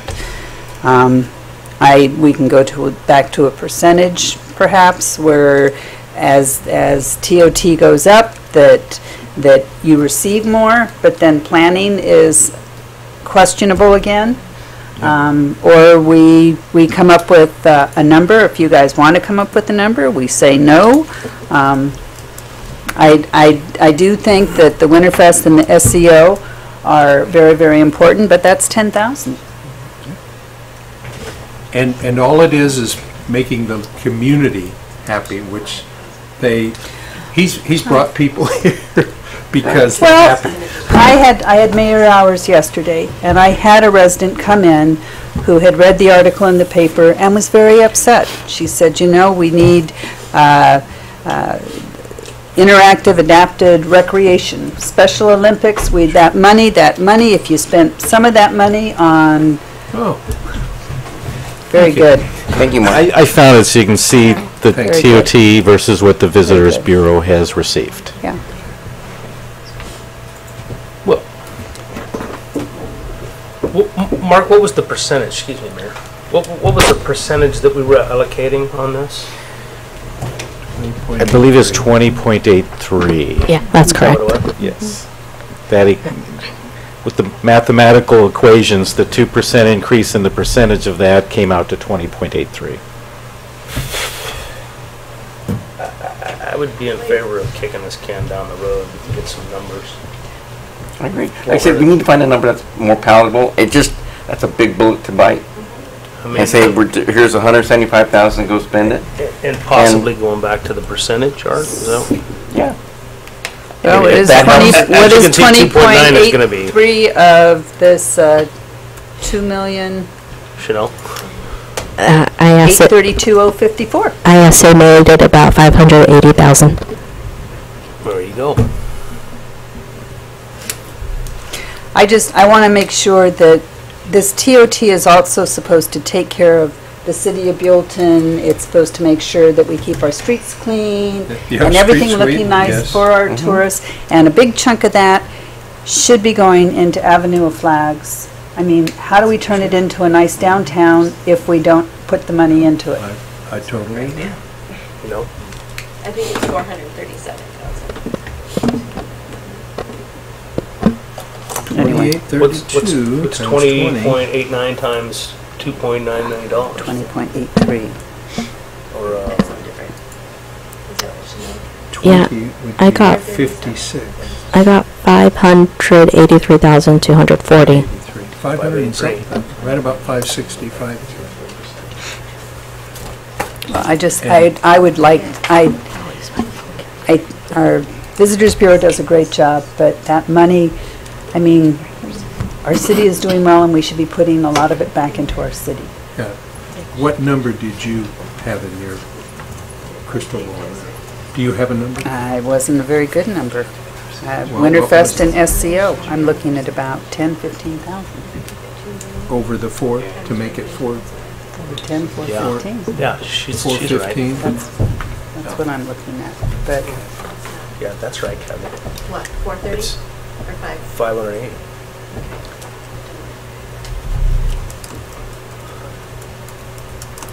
gentlemen, A more palatable number for me would have been somewhere in the 25,000 range. Because some of it, you're marketing, you're looking ahead, not just for Winterfest. So for them to plan that, they need to have some funds to work with. That's why So I think going to 15 for Winterfest is acceptable to all the council members. yes. Yeah. You know, I'd be willing to go to the 25. That would be my top. And then if they wanted, if Visitors Bureau wanted to come back with an extensive plan for any of these other events, this is how much it's going to cost and this is what we're going to do, I could then we wholeheartedly can agree pick with and that. choose Like, from just- there. The other things are just kind of wishes. That's We what all I'm, want to have a wish list and a bucket list. yeah, but- but that's about my top. But now so then can I ask, because they're in the industry, and that's what we've been hearing for years, you have to sign those to get the people, what is the motion program? That was a 4-year contract. Okay, and we had to commit to it earlier than we had it began. So that's the part that, See, that's, I've always really liked the city, that the city doesn't do anything that they don't have the money to do it. sure. Well, I think we have the money, it's not that, it's what No, did no. the revenue With the is. motion lift, that's, Oh, okay. you don't spend money you don't have. I think that's a But trial obviously, you look at program. those numbers And then a trial and Oh, my motion. gosh. We should be spending more of that money on the avenue. And on trails and, We did 250 on the avenue, so we got that already budgeted. Good, thank you. I would be in favor of coming back with some options on this. Is that something you'd like to see? Like come back with maybe a percentage option, and no increase? You could go with that right now if you another wanted to. increase? I mean, you could go with the percentage option right now. This is I don't the have a- second time it's I don't come have a back. problem with more discussion and more input. I think that's what you're trying to, Right, and just then, give us more info. You did a great job with the second one. right. So- And So what coming- more are you looking for? Just to be, yeah, if I can be clear. We need to come back. This is our second time, this is our Can't second speak for trip. the board. This is our second But trip. What, that's what we want. No, just so I'm clear on what we're coming back with, or if we're working with numbers, or Well, I think negotiating that number, or I don't know what I'm, need to come back with. Okay, I'll make it clear. Like I said, that $100,000 as just like a blanket Right. throw out and say, we want $100,000. So would you rather us come back event specific in the future for an ask, or settle on a number now and then just leave the event part out of it and work on the number for marketing I now? want her to come back event specific at the next meeting.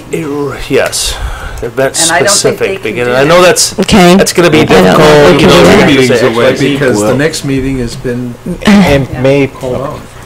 And I was going to say, Kathy, because, the $100,000 is a lot of money, but you may say, okay, we're going to do this, we're going to do that, we're going to do that, we're going to advertise in this, we're going to do that, we're going to do this for this specific event. You're asking for $100,000. The council here may say, that's pretty steep, can we cut out this, can we cut out Right. that, can we trim 15,000 out of that? You see what I'm saying? Instead of just I throwing a totally blanket get out there it. and saying, we want X amount of dollars, and there you go. Thanks. Because we're spending tax dollars. So, no, I get it. I totally get where you're coming from. So a couple of things. I know we backed off the 100. It's like 73,000 for all of those events now. I mean, that's, anyhow, so we can come back specifically for each event. I don't know if we want to take that out of it now, that 70-some thousand out of it, and just talk about the other part of the ask for tonight and work on that number, or do you want me to come back with everything? I don't know if I'm... well, let me throw something out, if I may, to see if we can move forward, and then at some point in the future, we can revisit some of these types of things. It seems like some of these items, like the Winterfest and the other one that you mentioned, so maybe you're interested in, at this point, increasing it to 425, just for a start, so they can get their budget done. You can give them the funding, and then we can revisit events as they come forward, and the percentage as well. There's no reason we can't do that any time during the year. At least to get the Chamber and Visitors Bureau moving forward on their budget this year. They need to know where they're going. That's I just think a start, and we can good. always look at additional funding. And the idea, and I understand what you're saying, because, God forbid a fire shows up that stays here. The fire went away that day, but if it hadn't, we could have a month of no revenue for POT, no hotel, and burned to the ground. Well, and that's when we had the renovations going on and remodels. We had a few hotels that were down and hardly any inventory. So, I mean, that caused a dip, obviously in the TOT. So, I mean, we worked with percentage, we worked with straight. It is nice to know what you have, the allocation. And we can look at both ways. I don't know how it would math out. And this way, the first meeting in September, I can bring back based on 425, and the contract amendment to increase it to the 425. And I'm just throwing that number out because I heard Councilmember Yeah, Mercado doing it. That's better than That's palatable. Now, do you want a 15 for the... It'll take care of a little bit. That's It'll- including it. That would That's include. included. Takes care of a little bit. It's not going to let us do a lot of the stuff that we need to I do. understand. Part That's of what, that would go for So- Winterfest Maybe the and board fine has for to come SEO tell and- us. I mean, if I get that, I don't know that it would go towards Winterfest. It might go towards some of our marketing because that's more important right now. I mean, the Winterfest would be great to enhance and put money at, but I think with 25, we have other things that it might need to go towards, like we've put forth with our marketing. So I mean, that would be up to my board to kind of see where that money would be allocated. I can't say it's going to be specifically to Winterfest. I would be So- willing to go to a higher number than that, like a 440 or a 450, and then come back to a specific event. To include Winterfest, though, you would like. Well, she could come back She's and say, saying that this she needs X amount more dollars to go ahead, to go forward, and I understand that. That's why I was saying, Her priorities are not the Winterfest with the 25,000. Right. right. This is Right. what I'm You're saying. saying, right. Yeah, I I would mean, be it- willing to toss another 15 on there for that I mean, specific Winterfest is a purpose. priority for me. I want safety, but Right. I have to look at, The whole I mean, we're contracted to concept do behind that. marketing, and that's where I So you're have to saying do my 450? spend. I would go for 50. I would go 450, and then on this other stuff, this $73,000 is event specific.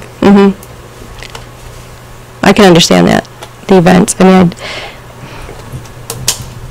Is that a motion then? That is a motion to increase the Visitors Bureau to $450,000 for our initial contract. I'll second that. Okay, Linda?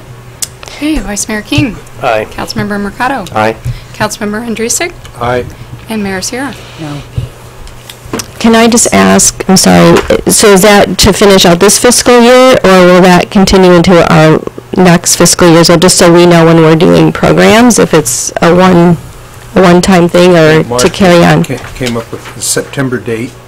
Is that? Well, is that Well, it's your- the proposed fiscal year 2018-19 budget and request for additional funding, so I Right. thought it was for 2018-19. Right. Okay. Just so we know when we're doing programs, it's not, signing a contract for a length of Correct. time and we're not going to have The that amendment possibly. will just be for this particular fiscal year, and then, based on council direction, they would like to revisit the percentage maybe and things like that, so Okay. then that can be increased at some point in the Okay. future. That's fine, Just- thank you. Just to clarify, this will be brought back in the future with a resolution? Yes, Yes. yes, Yeah. yeah, the contract you. amendment with The resolution. I first appreciate meeting it. in September then. Yes. Thank you, I appreciate it, thank you. Alrighty. Business item number 6, discussion of city manager duties. Mr. McEwen. Thank you, Madam Mayor. This was an item that was requested at a prior meeting to be brought back for discussion. And as we, I think have mentioned at prior meetings, we have had a city manager form of government, I believe since incorporation. The duties of the city manager, the duties and obligations of the city manager are set forth in the municipal code, and that provision is laid out in the staff report. Some cities utilize what's called a city administrator, and sometimes that title doesn't have any real difference between, doesn't have any real difference from the city manager, that the city manager and city administrator titles sometimes are used interchangeably. In other areas of the country, city administrator sometimes signifies a lower amount of authority or a high level of involvement by the city council in certain decisions such as hiring and firing. But really what matters is how you describe and set forth the responsibilities for the city manager, not really the title that's important. So we're bringing this to the council for discussion on whether they want to take a look at these responsibilities that are in the municipal code and make any changes to them. Thank you. Any questions to Mr. McEwen? Not yet. Hey, no, not as far as direction, but I wanted to perhaps state why this comes to me. We find out decisions are being made without the council's, I've asked in years past, what happened? How did this come up? And well, that's my responsibility, and that's what I want to do. Now, I've not been unhappy with whether we have city manager or city administrator, but as I read the municipal code, the council is responsible for whatever happens. And I think really what drove me to be concerned about this was these huge adjustments that we would make for budget. I'm hearing a lot about our rates, and I thought that we were pretty diligent on our water and sewer rates. But there are, and maybe it's just a handful of disgruntled people, but I hear it a lot that we've really increased our we're taking in a lot more money than we probably need to, but that was because we find ourselves spending levels that are above what we perhaps would need to be. I've thought we've always been judicious, and I was happy that we did do a rate increase, having had 16 years. You can't run, nobody would work for 16 years without having a raise. But work the house out. But, sorry, well,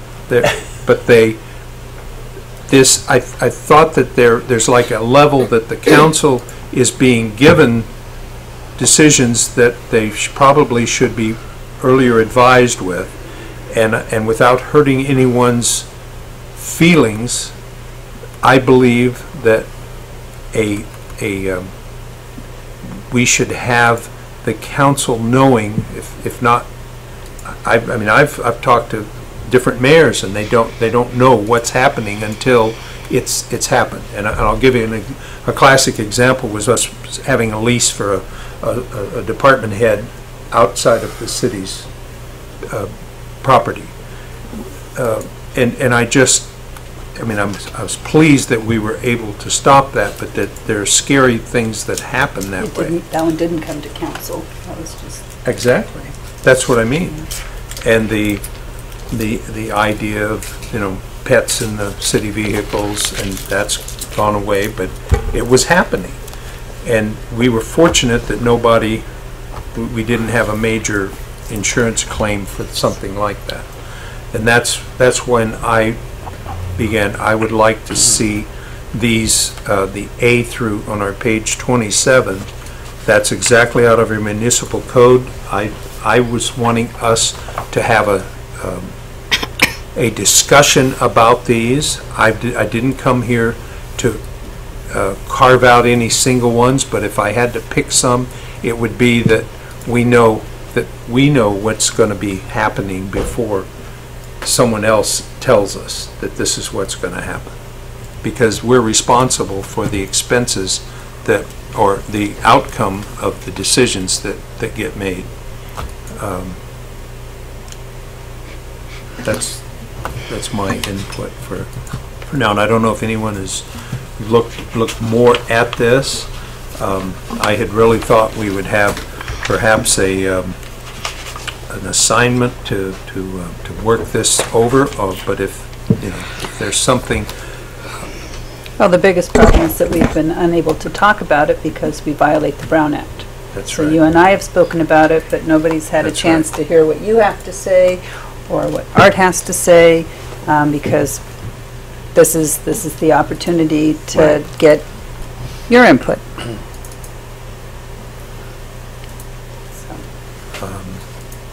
I just, as we've, an observation being on the council as long as I've been, and it is not, this is not anything to do with our current city manager, but we have had, we had a program where we have a $5,000 limit for the manager, and lo and behold, we'll spend $4,900 3 times, and we haven't violated the rules. And that just doesn't set well with me. So and it's like, yeah, well, that'll happen when this happens. And well, when did we ever talk about having all of that happen? And may I just chip in real briefly? Absolutely. And more transparency is absolutely, I'm there, and I've been trying to be more responsive to that. Most of the items they've been budgeted by the council in our capital improvement program, and that's kind of where we move forward. And I can always do better in letting you know when we're moving forward on one of those budgeted items. There's always room for improvement, and I have no issues with that, and I'll work with Rose on getting those things, to the council a little beforehand. But what we try to do is the items that are budgeted by the council and move forward on those. And I understand the concern trying to do 4,000, and that's, and that's why we brought the tough shed to you. That right. That was not budgeted. And that's what was not a budgeted item, so we brought that forward, whereas there was a wastewater treatment plant improvement we had to do last year because we needed fix Oh, no, fix and- it, and that was a See, budgeted that- item I type of thing. appreciated that because that was those were the big ticket items. And when Rose came on board, I asked, will you please, don't think about the budget. Tell us what we need at the facilities to keep the city out of defending our operation and working with it. And it very little is, you know, I'm just thinking of, there's a couple that are not here to nitpick, but there are things that are going unattended, and I think where Holly's mentioned tonight is the citizens have had it with, we've had so much visioning to our avenue. One thing they wanted to do was use the avenue for productivity or enjoyment of our community, and visitors would gather to that. And it's really gone unchanged, and recently I do compliment the improvement that we've had in the appearance of the avenue. And we have the 250,000 budgeted, and once we get moving on those plans, we will bring that to council for the flex space parking, et cetera. We'll move that to the council to take a look at as we're moving forward. That was why I favored a city administrator, simply because it allows us to know, and it's our responsibility, versus saying, well, that's what's in our municipal code. So I got the municipal code out and I looked at it, and it's very clear that it's our responsibility. So to accept it is that we're not being responsible to ourselves. If we is that what you would like to see? There's so many things that happen, and it's just not complaining. It's that we don't know what's going to happen. I'll give you an example.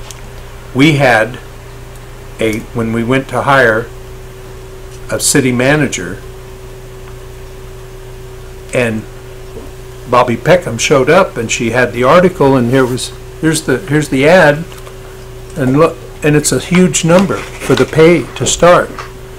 Said, how did that happen? And, well, what do you mean, how did it happen? That's what the previous city manager was making. He had 13 years of growth from his starting pay, and that's, since we are in a situation where we know that you are going to be leaving, and knowing that you were tasked with, and you agreed to be 2 department heads. We now have another department head. So I just want to get my 2 cents in, that are we going to understand that we don't need to hire a new manager for what you are currently making, because you're not doing the tasks. That was my concern. And I think the council will be, in that respect, will be fully involved with recruitment for the new city manager and all of those things. And you have my commitment that I will do better in getting you information, and I've been trying to do that. And my line's always open. Dave's been calling me, Ed and Art and the mayor, and yeah. And I would like to say that I have been getting more informed, and you've been diligent in that, so I appreciate your effort. So I can do better, and I'll move forward on. I wasn't turning this into an evaluation process. No, and I'm not, I'm not taking it that way. I'm trying to give you the information that the council wants me to give them in a more timely manner, and I'm fine with that, and I've been doing my best. My point then, I don't know if other council members were aware that city administrator is a different, has a different tone to it, in that then if you don't go to the meetings or listen to the levels that are given out by department heads, it takes more responsibility. But we don't have any workshops. We don't have, we just are flying with agendas, either yes or no. And honestly, that's one thing I would like to see. When I went to League of Cities and I spent the one day, they said, it was highly recommended that the mayor and the city manager sat down and worked on the agendas together. And I don't think we need to change the ordinance to do that. No, and I try to do that with you Well, I on know, our weekly meetings. you have them lined up, and when I throw Yeah. something at you, you're, Yeah, and that's fine. pretty We can accommodating, continue but- with that. yeah, I'd like to Mhm. be a little bit more involved. Absolutely. That's, and I don't think that's an No. ordinance change. The other one is, and again, I don't know whether it would be a code change or not, that city council has some input but leaves the ultimate hiring decision to the city manager regarding department heads. That it says either this council or an ad hoc council committee provides advice on hiring of certain city employees, so that we see the applications, we have a little input, but ultimately the decision is yours. And that's the same thing with hiring and firing. For department heads, this shall apply to heads of all administrative departments of the city, including city clerk and assistant or deputy city manager. And the ultimate decision, of course, is the city manager's decision, but that the council has some input. Well, Would one of that the- be an ordinance Well, that change? would probably need to have an ordinance change. And I think the example that you're bringing up is from Rancho Palos Verdes. Mhm. They've got something similar to that. Mhm. One of the problems there is, that I think in that context, they have an ad hoc committee that's assigned to that, so it would not be a Right. full council. It's- The problem with full council is obviously you can't do anything like that. You can't just give advice in closed session. You'd have to have a totally different set of rules. Yeah. If you wanted to do these things in closed session, you'd have to, have something in the code that says that it's the council's responsibility to appoint these people, and then And I trust Mark's judgment. I just think I'd like a little bit more involvement from council, whether it's an ad hoc. It says the council may not nominate persons to such positions, or is the council's consent or approval required to appoint or remove a person? That's the city manager's job. so you could appoint an ad hoc committee. The one downside to that would be that the ad hoc committee's work may not be confidential, so there could be discovery of those discussions. That would have to be confidential. I'm sorry, what? That would have to be confidential. Well, my concern when I looked at their code was that those deliberations, they could produce public records, so there could still be something that would be subject to public scrutiny. Because as an elected official, that would be discoverable. And I don't know if those would fall into any public record exception. I wonder how they get around it, how they're able to do that. There could be, well, and I don't, Mark, when it comes to current hiring procedures, I don't believe you're sharing that with them every single candidate that comes forward. I give them a generic No. discussion of who's, After this latest department head was hired, I had truly appreciated you sitting down with me and explaining, you and Linda both, explaining the whole process to me, how it works and how you came to the decision you came to. I appreciated that. and, and then our work, when the city manager or other department heads work on personnel issues, those are not discoverable. Those are Correct. confidential. But once the council gets involved in it, there's other issues that Because we're could. elected officials. Public openness. Okay. Okay, that's something you have to look after. Is there anything Well, you- being on a short time, I just, and going to a few of the events that I have gone to, I feel that our city manager has done a good job. I think when we did our discussion earlier and having Mark follow through, I think we do get more information. I think if there's a question, he's been available for us, or at least to me. So I think those are all positives. I don't see a reason to go from a city manager to a city administrator. As Steve said, they're pretty well interchangeable, and we're just nitpicking, and I don't like to nitpick. Agreed. And a really good friend of mine who ran a company that was 11 divisions. He said you need to observe and then analyze. And if we can't observe and analyze what we're supposed to do as a council, that's what our job is here, is to observe and analyze and make the right decision. And if that means, just like we did earlier today, postpone something to get some more information, I think we've done the due diligence. And I think that's when we make a request to staff in general. Give us the stuff that we can make the right decision. And I just feel that we're nitpicking, and I don't like to nitpick. Okay. Dave, anything? Well, kind of the only thing I have, and Mark has stepped up with, informing us. I get all the emails and such. I kind of think that one other thing, Mark, that would maybe eliminate some sour grapes is if there's like a big ticket item that's coming up, that we also get like an email that says, oh yeah, by the way, we're going to spend 10 grand on X. The well broke down. Yeah, right. I mean, you say, hey, we had to take X amount of dollars out of budget to, like Holly just said, fix the well, or something broke over here, or whatever. Because we do get those questions. Hey, what are those guys doing?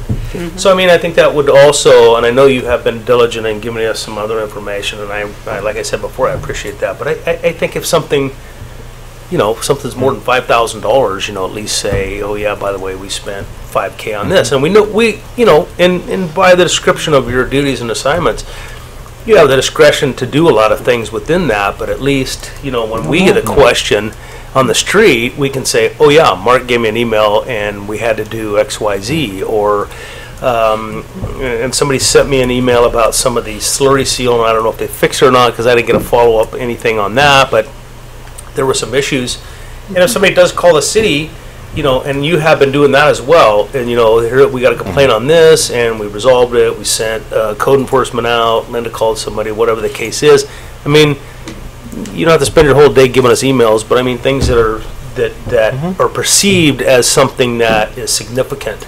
Yes, and I think you have been very good on some other issues. Yeah, but absolutely. Big ticket items, let us know. Okay. And I think, whether Mark stays or whatever, when we ever do that evaluation and we want to change some of the job descriptions, that's when you do it. Right. Not in the middle of the road. Well, I'm not sure how many of us have ever looked at A through K. That was going to be the process, and Steve has put it in this, it's in the staff report. That is our municipal code. That's not a maybe, and there's no, I think Holly's request, how do we make these things happen? Mark has always been able to adjust, but that's like putting out the fire, because it was a fire when you didn't know why it was happening, and so it blew up and then it got fixed. But is this the proper, this is the procedure that it would take to change that, and we're in the future, we have not, it's not a secret. And I just want to make sure that someone doesn't show up here and say, well, we advertised at what we're paying our city manager, and I just actually want to go on record to say I certainly would like to have the advice, have some say-so in what we're looking at, instead of this is what we're gonna pay. That'll be council direction for that. One of the things I truly love about being involved with the city is that the budget, it's living, and it can be moved around. The ordinances are set down there, but ordinances can be moved around too. Right. And it doesn't have to be at specific times. If you see something and it just doesn't seem right, the public can come up to anybody. The public can come to council and say, I think this should be changed or yeah, but ordinances are one thing, a contract is a different thing. And if you have to make a change on a contract, whether it's... Well, it doesn't sound like there are any changes to the ordinance at this point. I'd like to check into that Palos Verdes Rancho PV a little bit more. But, I mean, at the present time, we've all given direction, discussion. Yeah, I did not come with a number. If I had a problem with this, I didn't want to be the only one, and I've talked to one other council member, and so that's why I thought that perhaps That's why we put it on the everyone agenda. could be So everybody involved. could have a chance to And so speak up. it didn't come with an idea to change anything, but those are the things that would change the operation if we were going to try to And most of change the these direction. things we're going. notifying us a little, of high-ticket items and my being a little bit more involved in the agenda are not ordinance changing. Right, and that's what I'm saying is that. Yeah. And the discussion was good, I appreciate to it. be I a mean, discussion. it's always No, that's- good to I bring have up no different problem with that. aspects of governance, so. Okay. So we're going to move on to our last agenda item. I'm so sorry, Randy, that you are the lone survivor, you and our officer. We're moving on to agenda item number 7, discussion and direction regarding school traffic safety improvements. Ms. Hess. Thank you, Madam Mayor, members of City Council. So the city staff has been working with the school district over the several years regarding trying to address traffic safety concerns around the school zone. So as part of recent discussions with school district staff, we re-reviewed the school safety areas for both the elementary school and the middle school. So we're reviewing signage, traffic safety in the vicinity, and all of that. In attachment 1, we have the technical memorandum that summarizes our evaluation, reviewing the signage and pavement markings, and also other possible potential improvements that we can do to increase visibility, etc., for children walking or biking to schools. One of the items that we have already implemented, again, is updating, making consistent all the signage and striping between the two schools. They're in close proximity to each other, so it really makes a nice compact area as far as the school safety zones for traffic. So all of those have been updated. One of the things, the last things that we had to do to make everything consistent as far as the pavement marking is putting additional reflective raised markers at all the crosswalks within the school zones. So that was all included as part of the slurry seal project that was recently completed. We figured that project's on the ground, we're easily able to include that into the project and get those implemented before the start of school. We still listed long-term potential improvements.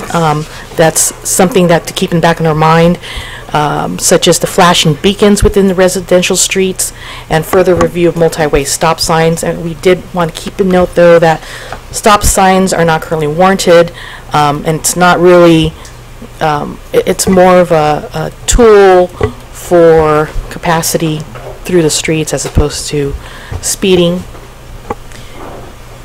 But those are items that we can look at in the future if we want to pursue those. In the previous study that was completed a few years ago, those were discussed through the schools with the parents in that area, and flashing beacons is not something that residents wanted in the residential neighborhood, particularly because, the limited time frame for when students are in the vicinity. So we didn't take it away out of the memo, we just kept it in there as something, in a toolbox that we can look at in the future if the community so chooses to go that direction again. And one of the last remaining items is the potential for reduced speed limits to 50 miles per hour.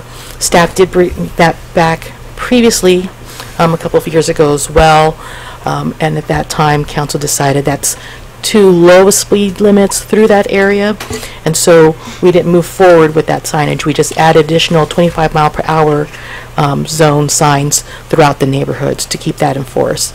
And again, with the speed surveys that have been completed, the Sheriff's Department do have the ability to do the radar enforcement for the speed limit as well throughout that area. If council would like us to bring it back, the speed limit and the speed study issue, that's something you can provide direction to staff if that's something you want to move forward with. We'd have to re-review that and bring that back to council. But with that, the superintendent is here tonight as well. and I'm available to answer any questions. Staff recommends that council discuss and provide us with additional direction. Terrific. First of all, any questions for Rose? Thank you, Rose. When was that 15 mile an hour, when was the speed study last done around the schools? 5 years ago. I think it was about 2 or 3 years ago. 2 to 3? And so, Maybe more than that. I don't have the exact date on me. but you're saying we'd still need to do would another have- study oh, even yeah, though we we have could to just go? We would have to update that study. It was more than 5 years. It was more than 5 years because I Okay. was on council Okay. during that. Okay. Okay. Thank you. That was my question. Anybody else? Okay, I've got one speaker slip. I Go do. ahead. Okay. On this, be clear on this, on the photos, Rose. Some of these don't go all the way around. Are those where there are existing?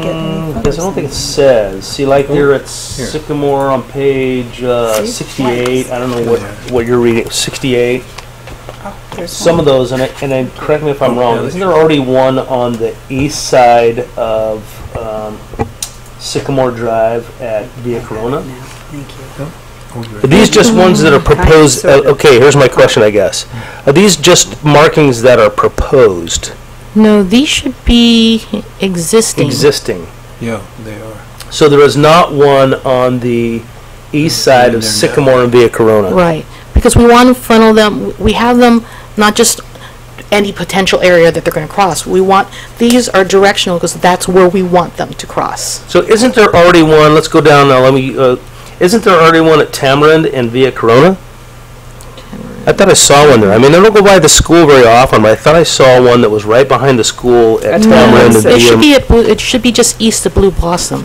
That's the only one that I. So we don't That's have. the only one. There isn't one at We Tamarind. didn't put one there because that's where the cars Cars exit come from the out, yeah. parking lot, and it's a little dangerous to have Gotcha. kids crossing where the cars are Gotcha. turning.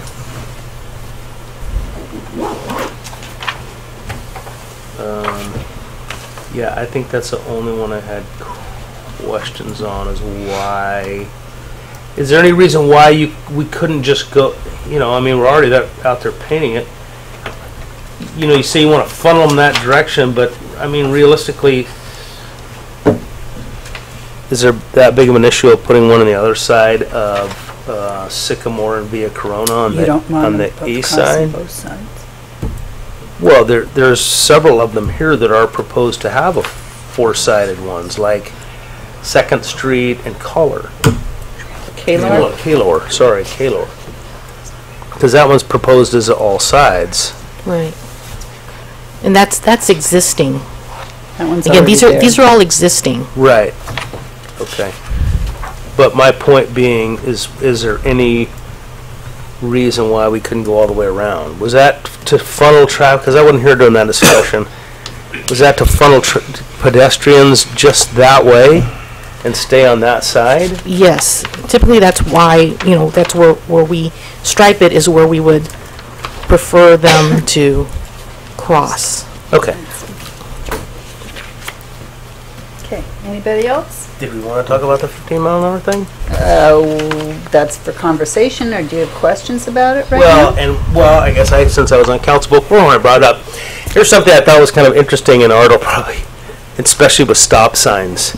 And one of the attorneys during that JPIA said, do raised humps, bumps in the road, do they really slow down traffic?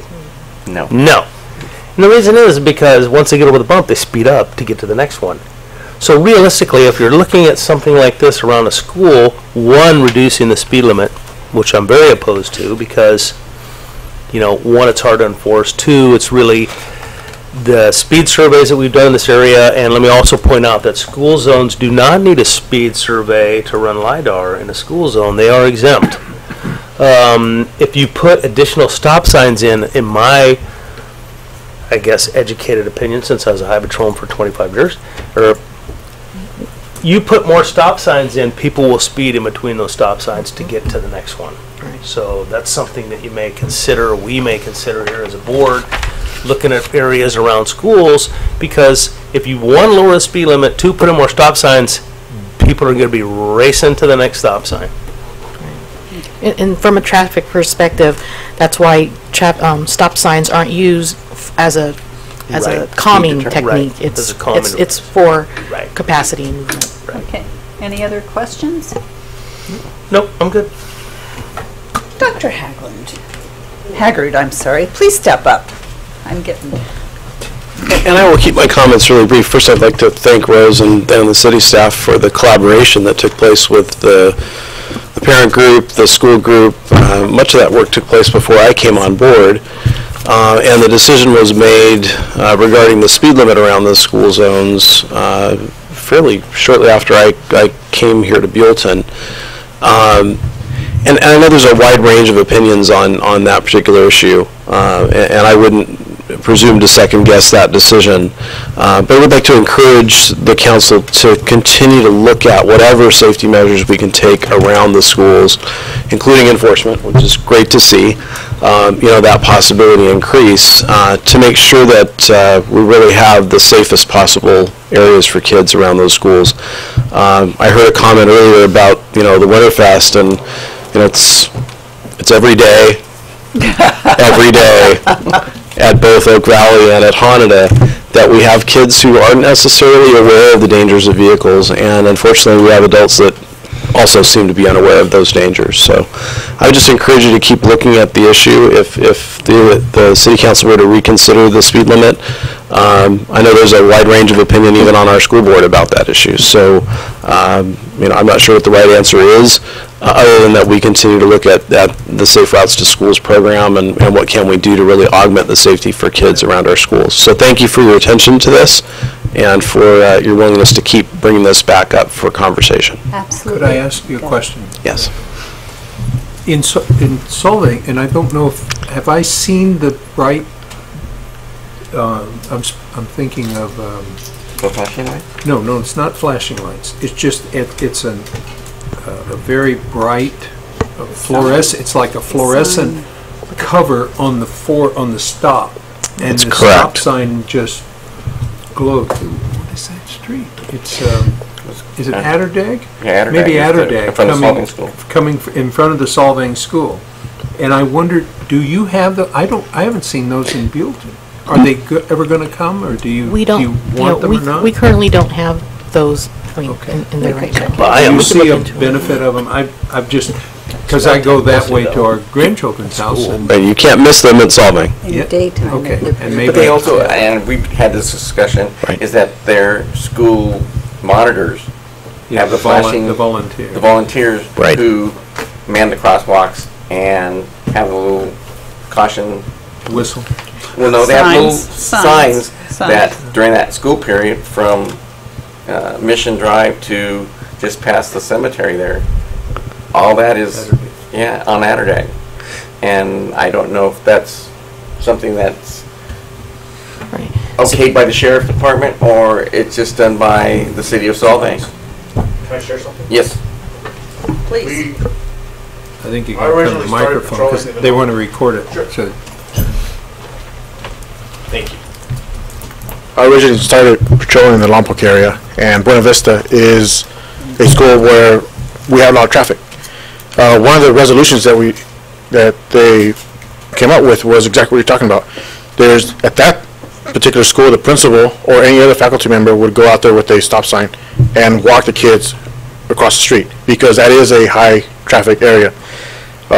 What that does, it allows us for additional enforcement when there's people coming on a crosswalk. Now you have a monitor out there with a sign, you have the kids out there, so now people drive across the crosswalk. That's something else we can enforce. Being out there, one, is obviously the resolution. I'm new to the Buellton area for the enforcement, but I have been paying attention, and one of the things that I'm bringing with me is my experience with a different school. It was a CHP jurisdiction area, but the residents are county residents, and they came to us for for resolution. And with that, we were able to make a difference. So again, the faculty members or volunteers with helping the kids cross the street is a huge benefit. And like Vice Mayor King mentioned, he's absolutely right. A stop sign is not going to stop or slow down speeders. The bumps are not going to slow down speeders. Again, because I'm new here, I'm going to ask this: is there a double fine for this school zone? I don't know. That's handled through your office in the enforcement arm, not through the city. Okay, but traffic enforcement, the infractions goes to the city. Is that correct? I'd have to take a look at that. I think that's something I'll look into. Percentage. Okay. Terrific. Then Yeah. I'll look into that, see what we can By the do. time they get their second or third ticket, then they really don't want to speed too much? Yes, and I think with the city manager, was one of the things that, our discussion that we had, is, in my experience, the wallet is the thing you want to target. When people get tired of paying a fine and infraction, eventually they're going to start thinking twice because their funds are going to the city versus their own, for their own benefits. So I will look into something like that as part of my new assignment, and I'll be in touch with the city manager, see what we can come up with. Thank you very much, And officer. and getting your license suspended is the biggest deterrent of all. Absolutely, and I have a good record of doing that. So I'm gonna call you up and send you out on search and destroy missions like we used to do in Goleta. You know what? I'm all for it. All right, thank you. Thank you very much. Okay. And just, like I said, we do a lot of work on that drag, and it makes a difference. I mean, So and I don't know. bringing it back to council then, this is discussion and direction. The idea of crossing guards, if the school can work on that, that's a Right. great idea.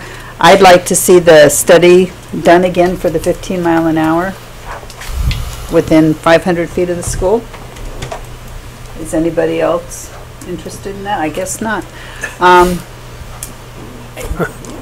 I just think Second Street is notorious for the speeding, and that's where our schools are. So if we could set up the 15 mile an hour when students are present, maybe people will slow down to 25. Well, I don't quite know. frankly, I think 20, if they were just going 25, the car's designed to stop, not But they at don't. 45. But they don't do 25. Well, but then that's what Jose is going to take care of, because there's way too many 45s. Okay. Well, the So speed survey didn't Nobody show else that. is interested in the 15 then?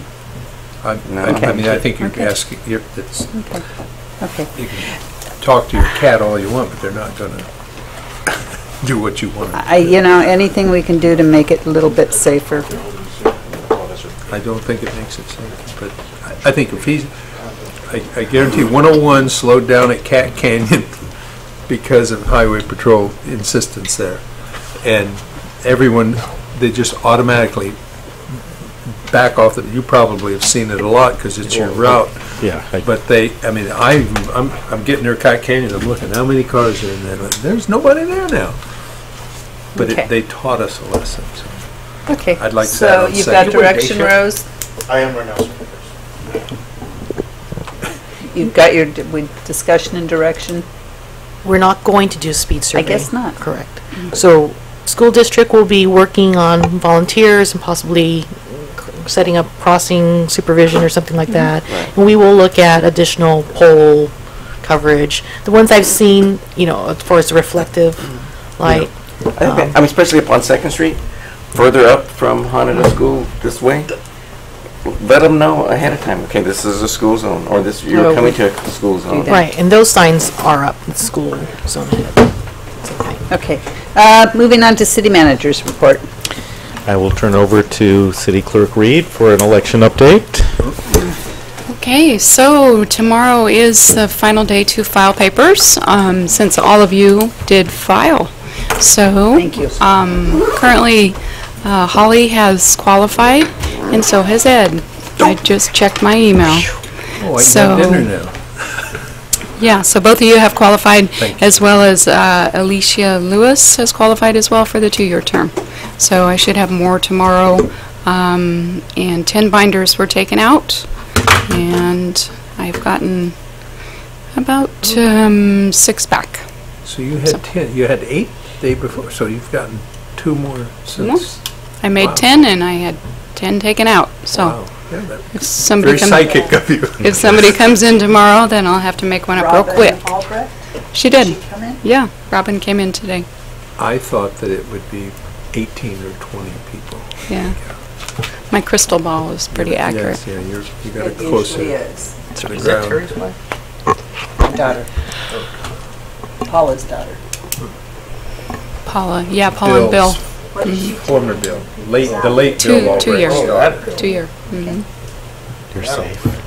So after tomorrow, after 5 o'clock tomorrow, I'll send an update so you all know what's happened and who has qualified and all of that. And it's 5 o'clock, right? I mean, 5 o'clock tomorrow. If you don't have it, it didn't happen. That's right, and that's 5 o'clock to me. That's not 5 o'clock to elections. That's 5 o'clock into me. So if somebody's at the door at 5:05, they cannot turn in papers. So, but then I have time to get that information to elections, and then they'll continue to check signatures. I think people helping people and Home for Good are going to try to get the riverbed census. I don't know the date of that yet, but the eviction letters will be going out to the residents in the 30-day river. eviction. Yes, shortly. So, so we hopefully have our census done. And Where are they going? Between Lompoc and Buell?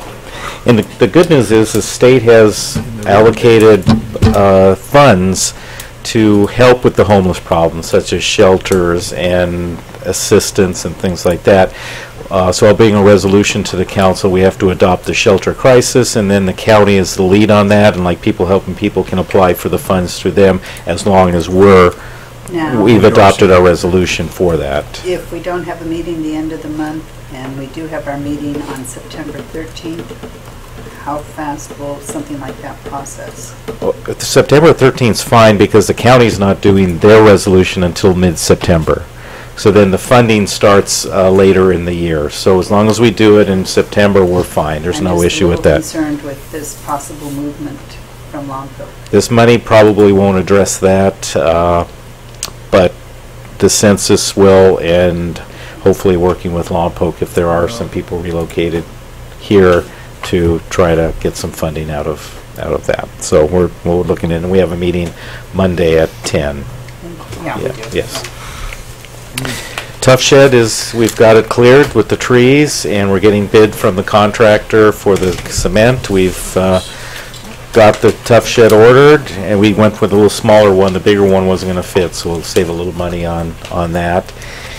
And the Tahigas project, the conversion project, I've given you a little briefing on that, but the tipping fees are going up because of the delays and the lawsuit, etc. And now Santa Barbara is having issues and has submitted a letter to the county, and the county's responded. So Santa Barbara's having some issues with the tipping fees that have been going up.